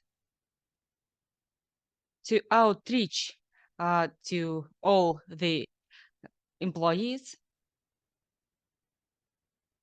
So we started with the investors' expectations, then went through the information support for investors. We also looked at how rankings rate the ESG and how they give the assessment of the level of maturity of ESG in the companies and in the corporate governance. And let me go beyond this, because one of the important aspects of risk management system in the organization is the competence of the staff and in-house capacities that help to move from the commitment and intention to ESG transformation. I'm a director of the consulting company Sustainability Solution. We work with the ESG agenda on the market of Kazakhstan, but we are also present in the other countries of Central Asia. We have several activities, sustainable development and ESG, managerial consulting, corporate training, and research. And having worked in the consulting firm with this important agenda, we have a mission. And in our mission, we help our clients to create value for the market while protecting the nature and climate. Let me start with the methodology, because this consulting experience and our company's experience in the field of corporate training really urge me to get everyone back on one page to talk about the same thing. We talked about the ESG risks, but let me give you an illustration to show what it means, ESG risks in the financial organization. The financial organizations, financial entities are banks, commercial banks, and other commercial organizations providing goods and services on the market, including insurance companies, who are also financial entities.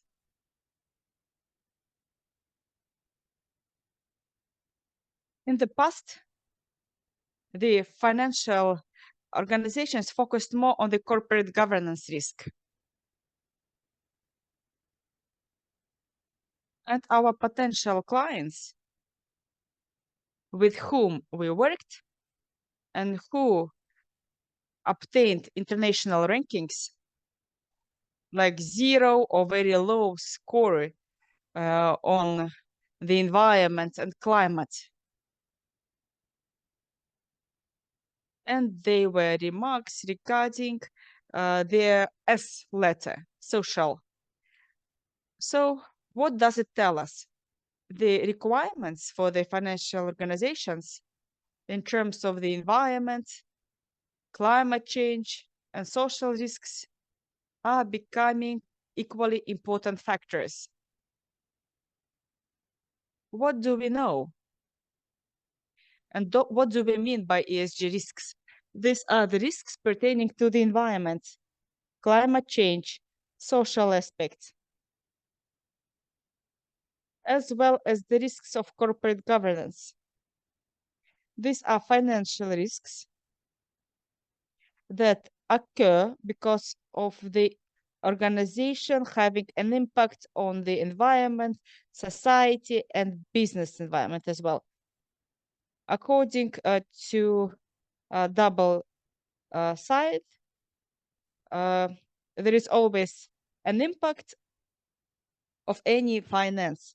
And for the commercial companies, for the banks, the financial risks are important and very critical one.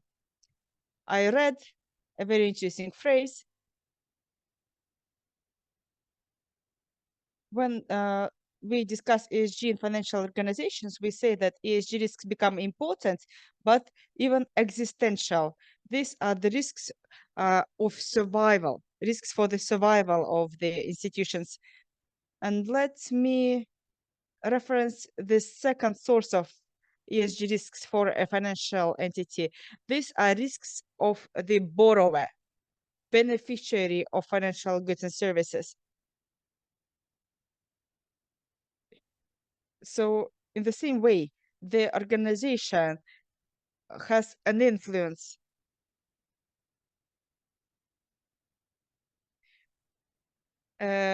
on the environment and gets the risks from there.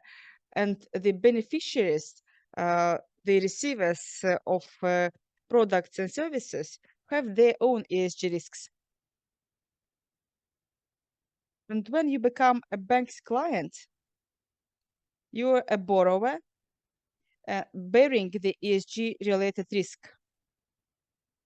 In one of the reports of CDP, I read that the greenhouse gas emissions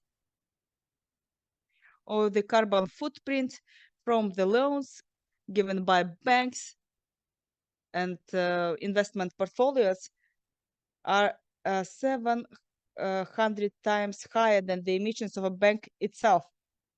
So with this figure, we understand what are the risks and on what scale for the banks from their clients.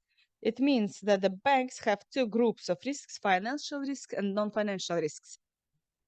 So we say that in order to work effectively with the system and risks, a bank and every organization has to build the risk management system. As I mentioned before, an important factor is capacities of staff in the organization.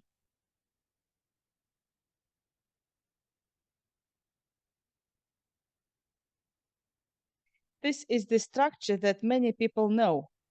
It's a framework. Among the participants, we have representatives of risk management departments.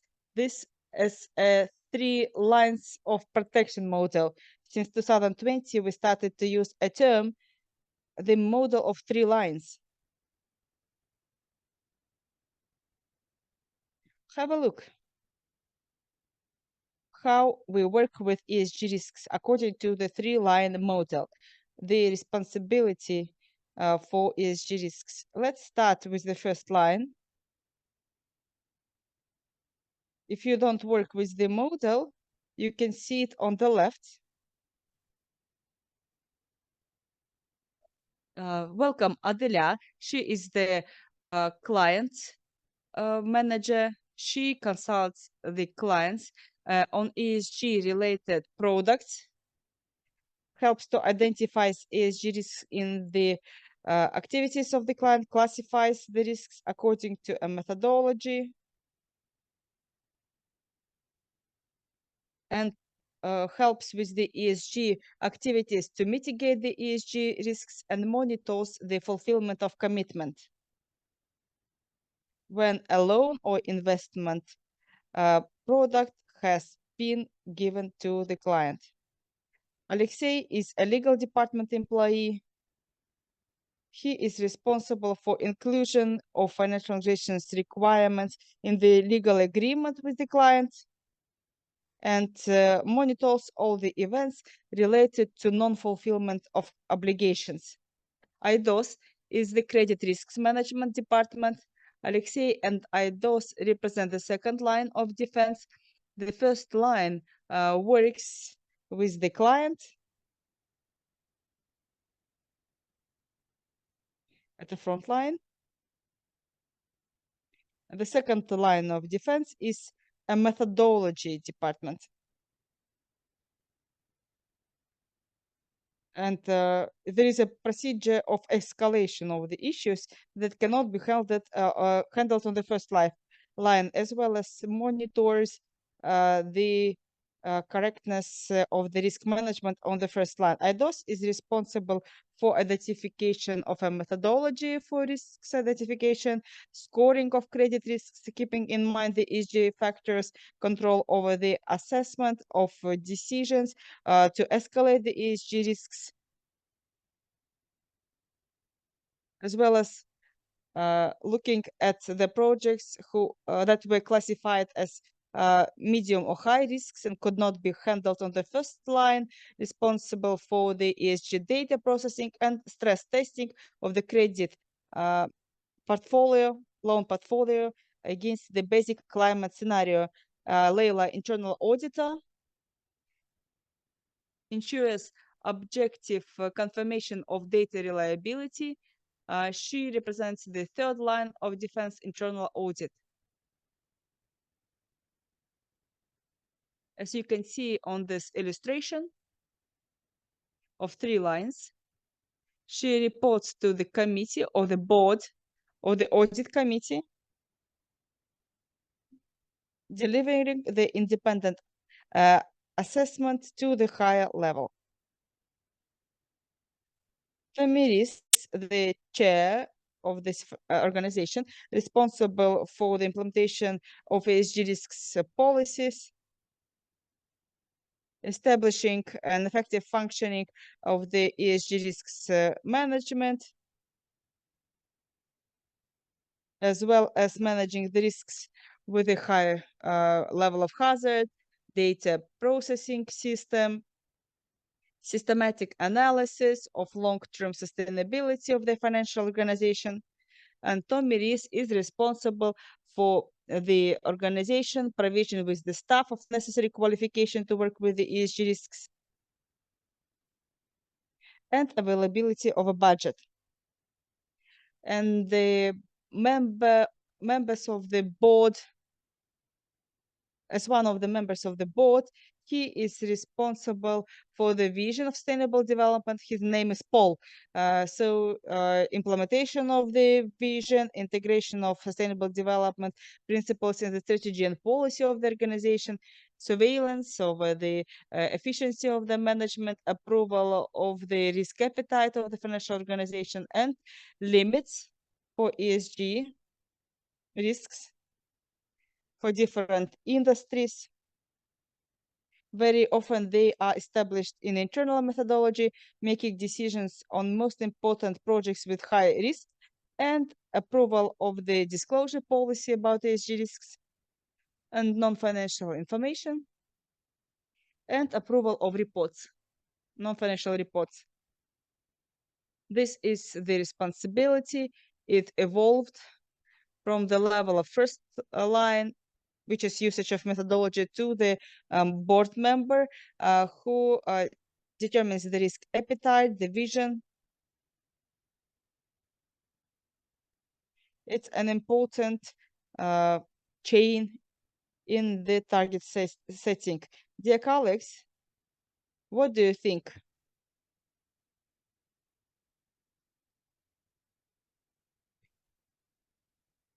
So can we say that ESG risks can be managed without special knowledge, without training, without support of this knowledge update?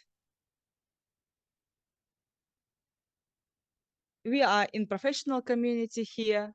I go back to the words of Adilat and words of Susan, saying that staff capacities are very important.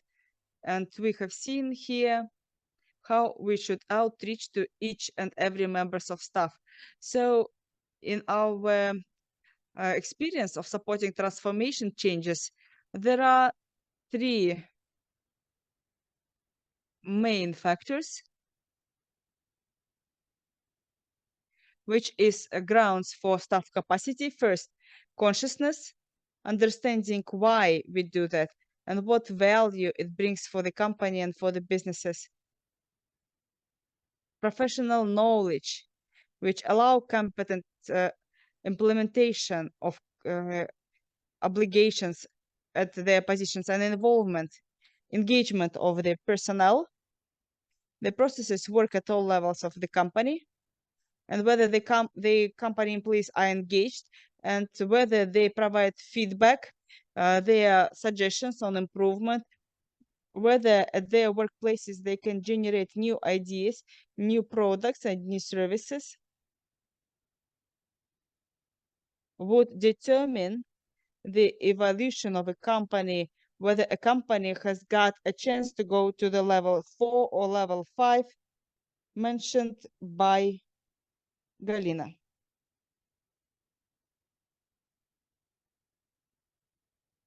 We plan to build a training system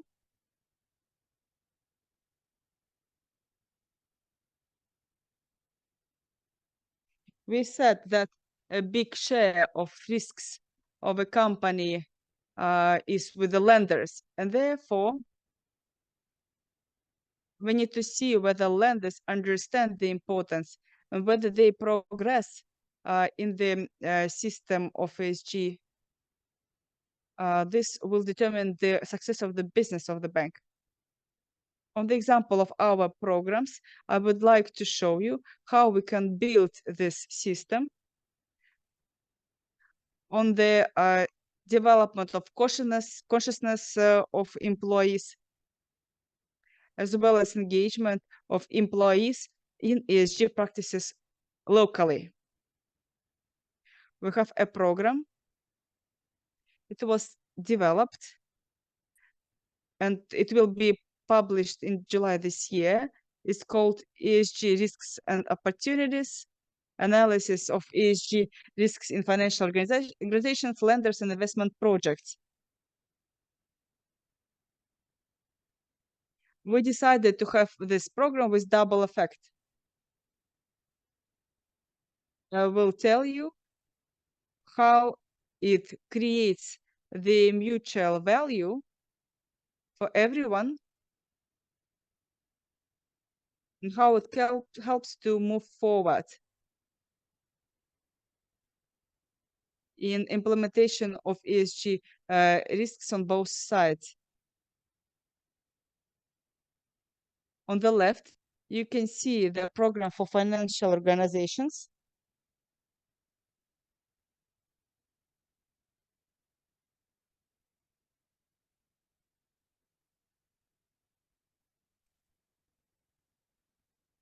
So in this program, staff of financial organizations can find out what is the role of financial institutes in transition to sustainable economy, what are the national standards and requirements in working with the ESG risks for the financial sector. They can find out how the significance of ESG factors change because of the industry, country, or territory, which ESG risks are internal and external because of lenders' activity. And we discuss how ESG factors are used in the loan assessment. Our task here, as you see, this is merged with a similar information about the lender. So we are planning to tell how it can be done in best global practices on ESG risks.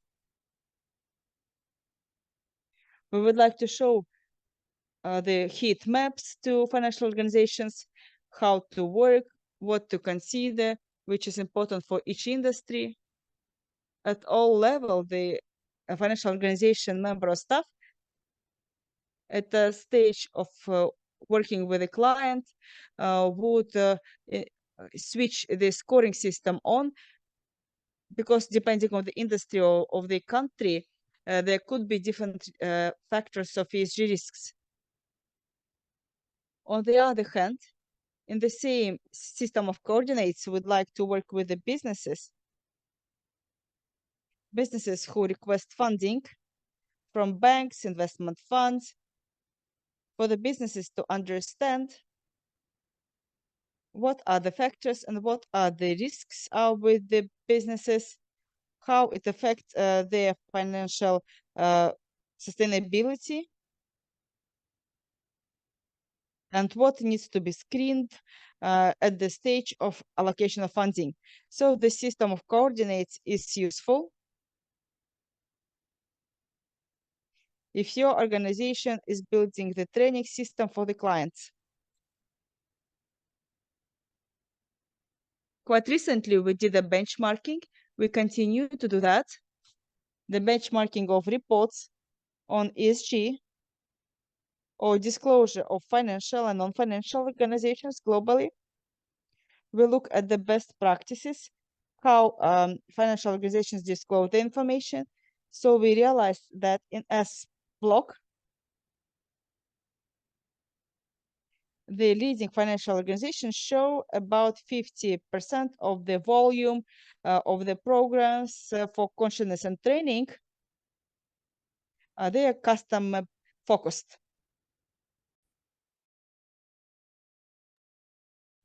That's why, using this logic, we also make use of these opportunities, and we recommend you to build a similar system, at least at the awareness raising level first, with a deeper immersion of your colleagues into this whole work with ESG risks later on. So for each group, for each risk group, our participants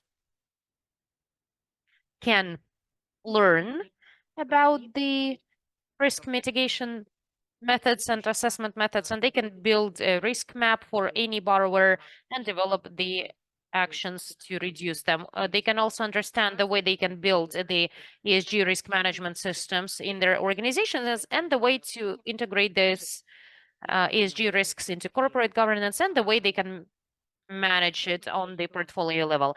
And just a brief remark, we also believe that in this program, it's also important to get inspired by the best practice examples when working with ESG risks from the leading banks, and also learn from some sad stories of realization of the risks. And also, when we are talking about the risks, we also need to talk about impact that has to be created in this whole sustainable financing agenda by the bank or financial organization. So we'll deal with the financial instruments that can be provided. But as Adelat has mentioned, here we are also considering the possibility or the risks of greenwashing, because providing a whole spectrum of green services but not working with ESG risks in many situations right now is considered greenwashing. I'm almost done, actually. Just a brief remark. At the end, I will send everyone the presentation so you can take a better look at it. The key advantages of the program are that it's built on relevant practices and methodologies and standards of such organizations as IFC and Principles of Responsible Investment, UN Global Agreement, Global Compact, and GRI practices, and many others. And my final slide. It's talking about the second part, whereas the training program in that form or in any other form you can envisage to build awareness among your employees. If it was presented on the previous slide, the topic that is called engagement of the personnel, in our experience, must be very interactive. So I just wanted to briefly talk to you about our business game, Corporate Innovations for Sustainable Development. I think that among our participants, we have the companies who have already participated in the game. Maybe you will even find yourself in the photos. So this type of format helps to launch the mechanisms of idea generation in the company in order to create new companies in the area of sustainable development and to create new sustainable services and goods, and to improve the existing processes, which, as we've mentioned, is very important to move company forward. So thank you for your attention, and thank you for giving me the time. And I will share my presentation with all the details with you. Thank you, Irina. We have some questions in the chat. However, we will move them to the discussion part because the nature of the question is that they will apply to many speakers. And now let me give the floor to the representative of the Agency for Financial Market Supervision and Regulation of Kazakhstan. When we were preparing today's session, we wanted to support the efforts of the agency in promoting the ESG agenda and ESG standards in Kazakhstan. That's why I want to give the floor to Aida Yelikanova, Chief Specialist in the Securities Market Department from the Agency for Regulation and Supervision of the Financial Market of Kazakhstan. Good evening, everyone. Thank you very much. I will be very brief. I just wanted to thank everyone. You know, in the last few years, the ESG trend has become global in nature. And if we take a look at the future, it's not something that comes and goes. It's rather a trend that will accompany us from now on. And speaking about the whole world following the global trends, I would like to emphasize that Kazakhstan is also doing its best to comply with these principles. Since 2021, we witnessed the changes to the Eco Code. A taxonomy was introduced, a taxonomy to classify the projects that can be considered green projects, social projects, sustainable development projects. The agency has also made changes to the law on securities markets in 2022, where we have defined the concepts of green bonds, social bonds. So all of these definitions are provided. We've also specified the mechanism for issuing these bonds, for using the bonds so that the issuers could use these instruments without any fear and use them here in Kazakhstan. And if we look at the Kazakhstani Stock Exchange, who is also linked to this process, we have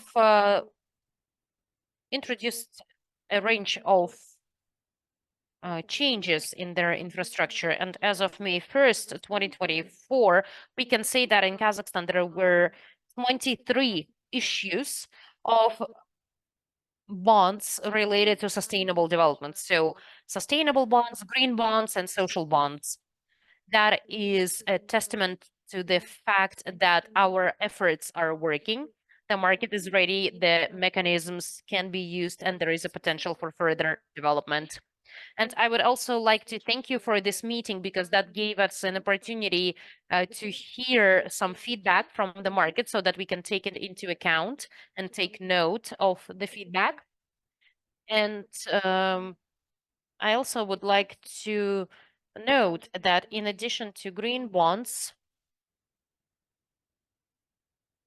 we are working on developing methodological guidelines or explanations of ESG principles introduction. To this end, in April, we've approved the roadmap that identifies the methodological guidelines or aids that will be developed in 2023, 2024, and 2025. Let me briefly mention that. As of now, we have already approved a guideline on disclosure of ESG information for banks and non-financial organizations. Using these guidelines, the organizations can prepare their reports and demonstrate the impact of ESG in their activities. As of the end of 2023, we did not have a mandatory requirement. So the reporting is voluntary for 2023, but the reporting for 2024 will become mandatory. So it might be a good idea to develop some kind of a draft so that in 2025 you can publish a complete and correct report. In the future, we also want to publish another guidelines. It's now being agreed on. This is the guidelines on ESG risks management. Our methodological department is working on it right now. We expect it to be approved and published on our website soon. The guidelines will include the procedure of ESG risks, inclusion, their monitoring, and in 2024, we also expect to approve the guidelines on assessing the carbon footprint in the loan portfolio of the banks. We expect it towards the end of the year. We are working on it actively right now. We are ready for the feedback from the market to make sure that this is not a traumatic or stressful experience for the market participants. So we are open, we are ready. You have our contact details. You can call us, you can text us at any time. We are open to engage with you and we are open to your proposals. And as other speakers have already noted, ESG agenda requires people to have certain skills and knowledge. And the agency also welcomes this approach. And we want to make sure that the market participants are aware of this topic. And in order to do that, for 2 years now, we've been publishing a roadmap where we conduct trainings together with the Big Four, with other training organizations. The trainings are quite convenient. You can participate both online and offline. These are free trainings, and they are focusing on the trends we can see in the world. And I think participation in these trainings could be very beneficial, both for the top management and also the employees that face risks as frontline staff. So as an agency, it's not our goal to create something that is not feasible. Rather, as an agency, we try to assist in any way possible, and we fully support the ESG agenda. And there was a decree of the president in 2023 that approved our carbon neutrality strategy till 2060. And inside our agency, even if we look at our own in-house operations, we used to have several departments only dealing with this. And now everyone is involved in the processes because this is a cross-cutting issue that we can see both in the loan policy and securities issue. So ESG agenda is unavoidable, and we need to ensure its smooth implementation that is applicable to us and to all market participants. With that, I would like to thank all of the participants once again. Thank you for coming here. I think that this is the time to be engaged in this topic, in this agenda, so that we can rethink, re-engineer our business and our processes. Here are my contact details. I can share some information with you. You can always text me. You can always call me. Thank you very much. A few words, if I may.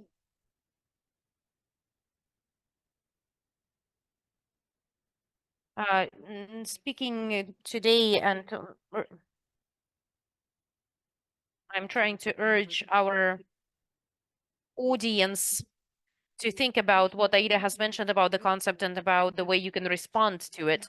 I think that we should consider this challenge for financial institutions as a great opportunity to actually penetrate a new market of financial goods and services. There already is some progress. it's been estimated that in order to fulfill Kazakhstan's commitments, this is almost $1 billion. I think it's about, the estimates are about $783 million. These are the investments that are needed to achieve that 2030 climate agenda. And that is where the financial institutions can participate. They can become part of this market. They have the skills to manage investment portfolio, financial information, and they can become a bridge to these non-financial activities. In terms of the risks, certainly this is something the organizations need. As Irina has mentioned, the borrowers can actually create a situation when the losses can be huge and more than you've expected. In Kazakhstan, we already have this situation when there are a lot of loans and a lot of loan burden. So if you issue loans without taking into account the social, environmental aspects, and that could create a huge blow to your financial activities if you don't do it properly. And maybe the assessment of loans could help you. And you could do your proper assessment of your counterparts when you do your in-house assessments.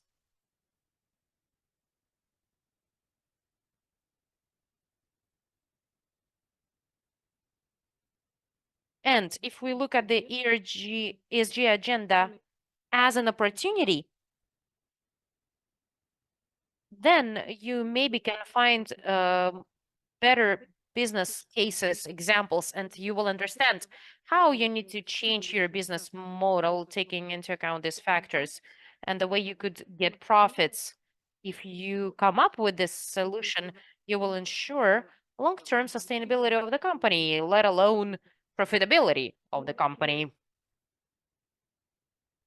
So that was just an overall comment.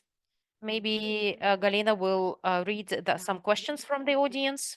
Yes, if I may. We've got some questions here that can be addressed to all our panelists.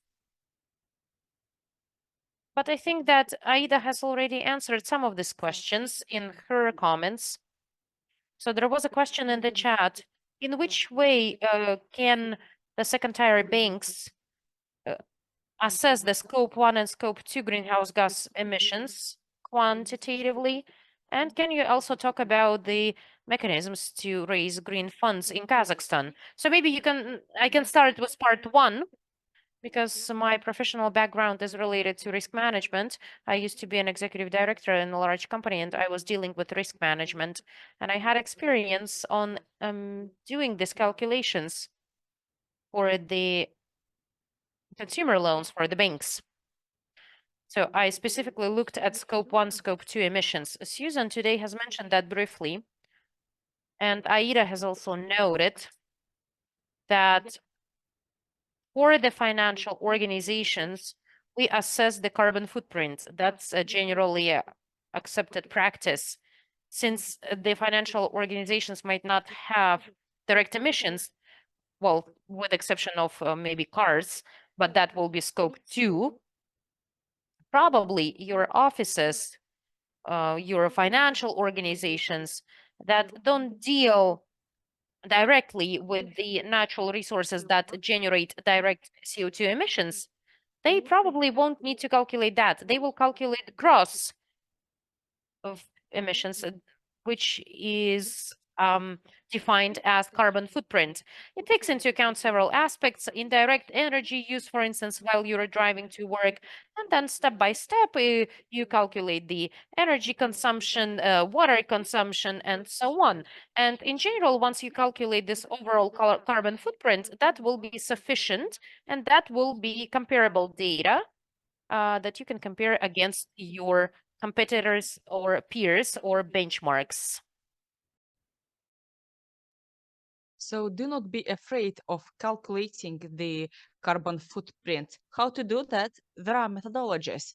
And for financial organizations, there is a possibility just to buy the software that will calculate for you for all the offices.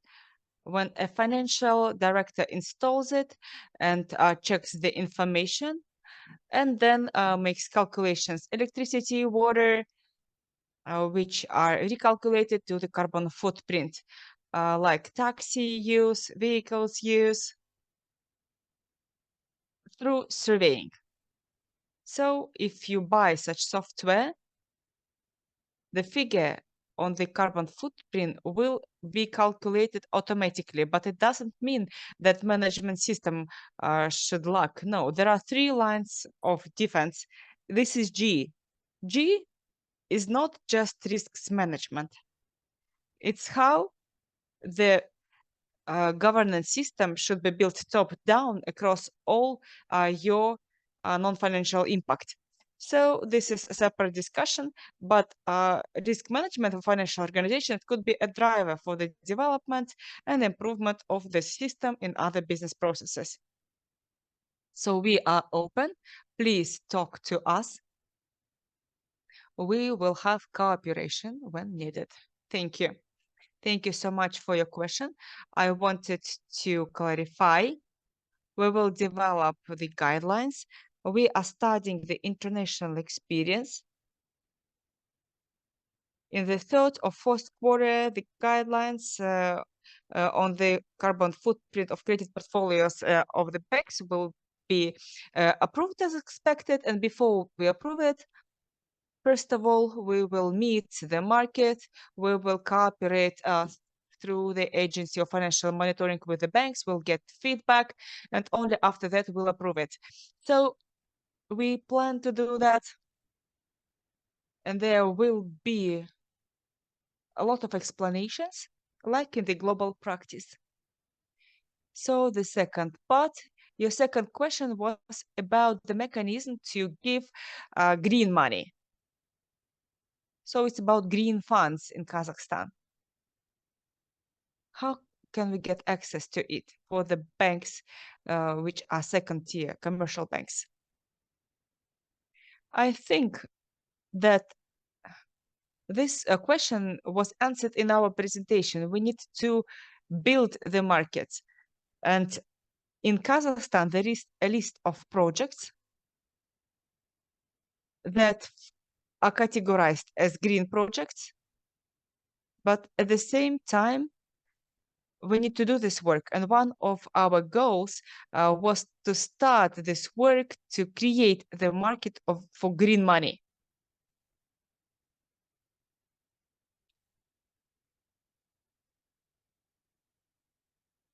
So if we didn't answer your question in full, please let us know. We will provide you written explanation of the mechanism.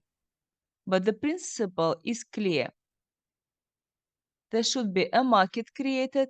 It's clear that any market is the association of people through maybe association of financiers, because there should be a market with a portfolio of projects that will be calculated and proposed for disbursement.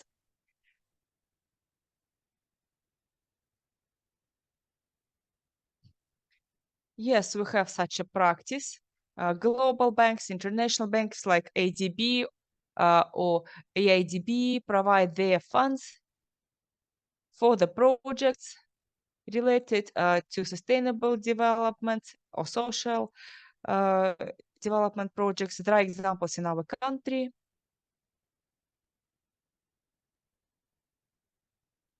If we take the year 2023,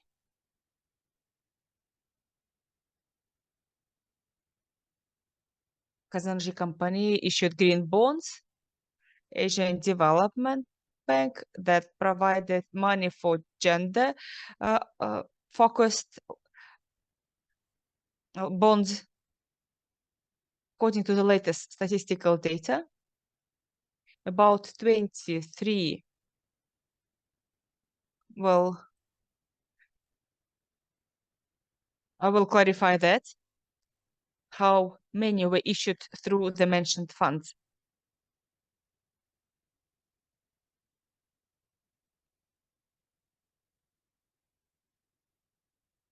Irina, I have a question to you.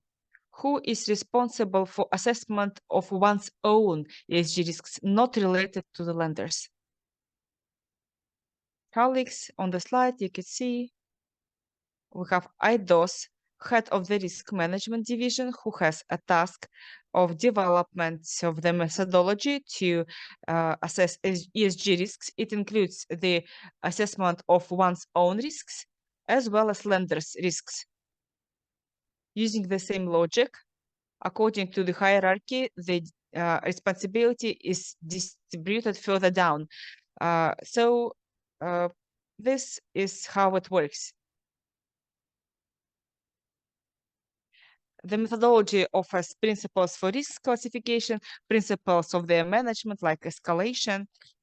In the similar way, the responsibility is distributed further down the hierarchy, and the risk management department would be responsible for the methodology and further work down the hierarchy. Every company must decide on its own who will be responsible. It could be not just one person like IDOS, it could be the roles you distribute, experts who have this special knowledge. This is done according to the business rules. So you can allocate the roles, but there should be someone responsible and there should be expertise mentioned by Irina. Thank you.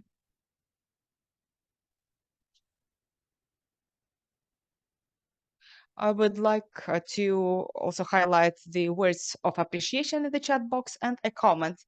Solva published the gender-focused bonds. Could you please tell us more about the role of HR in ESG, if you could take this question?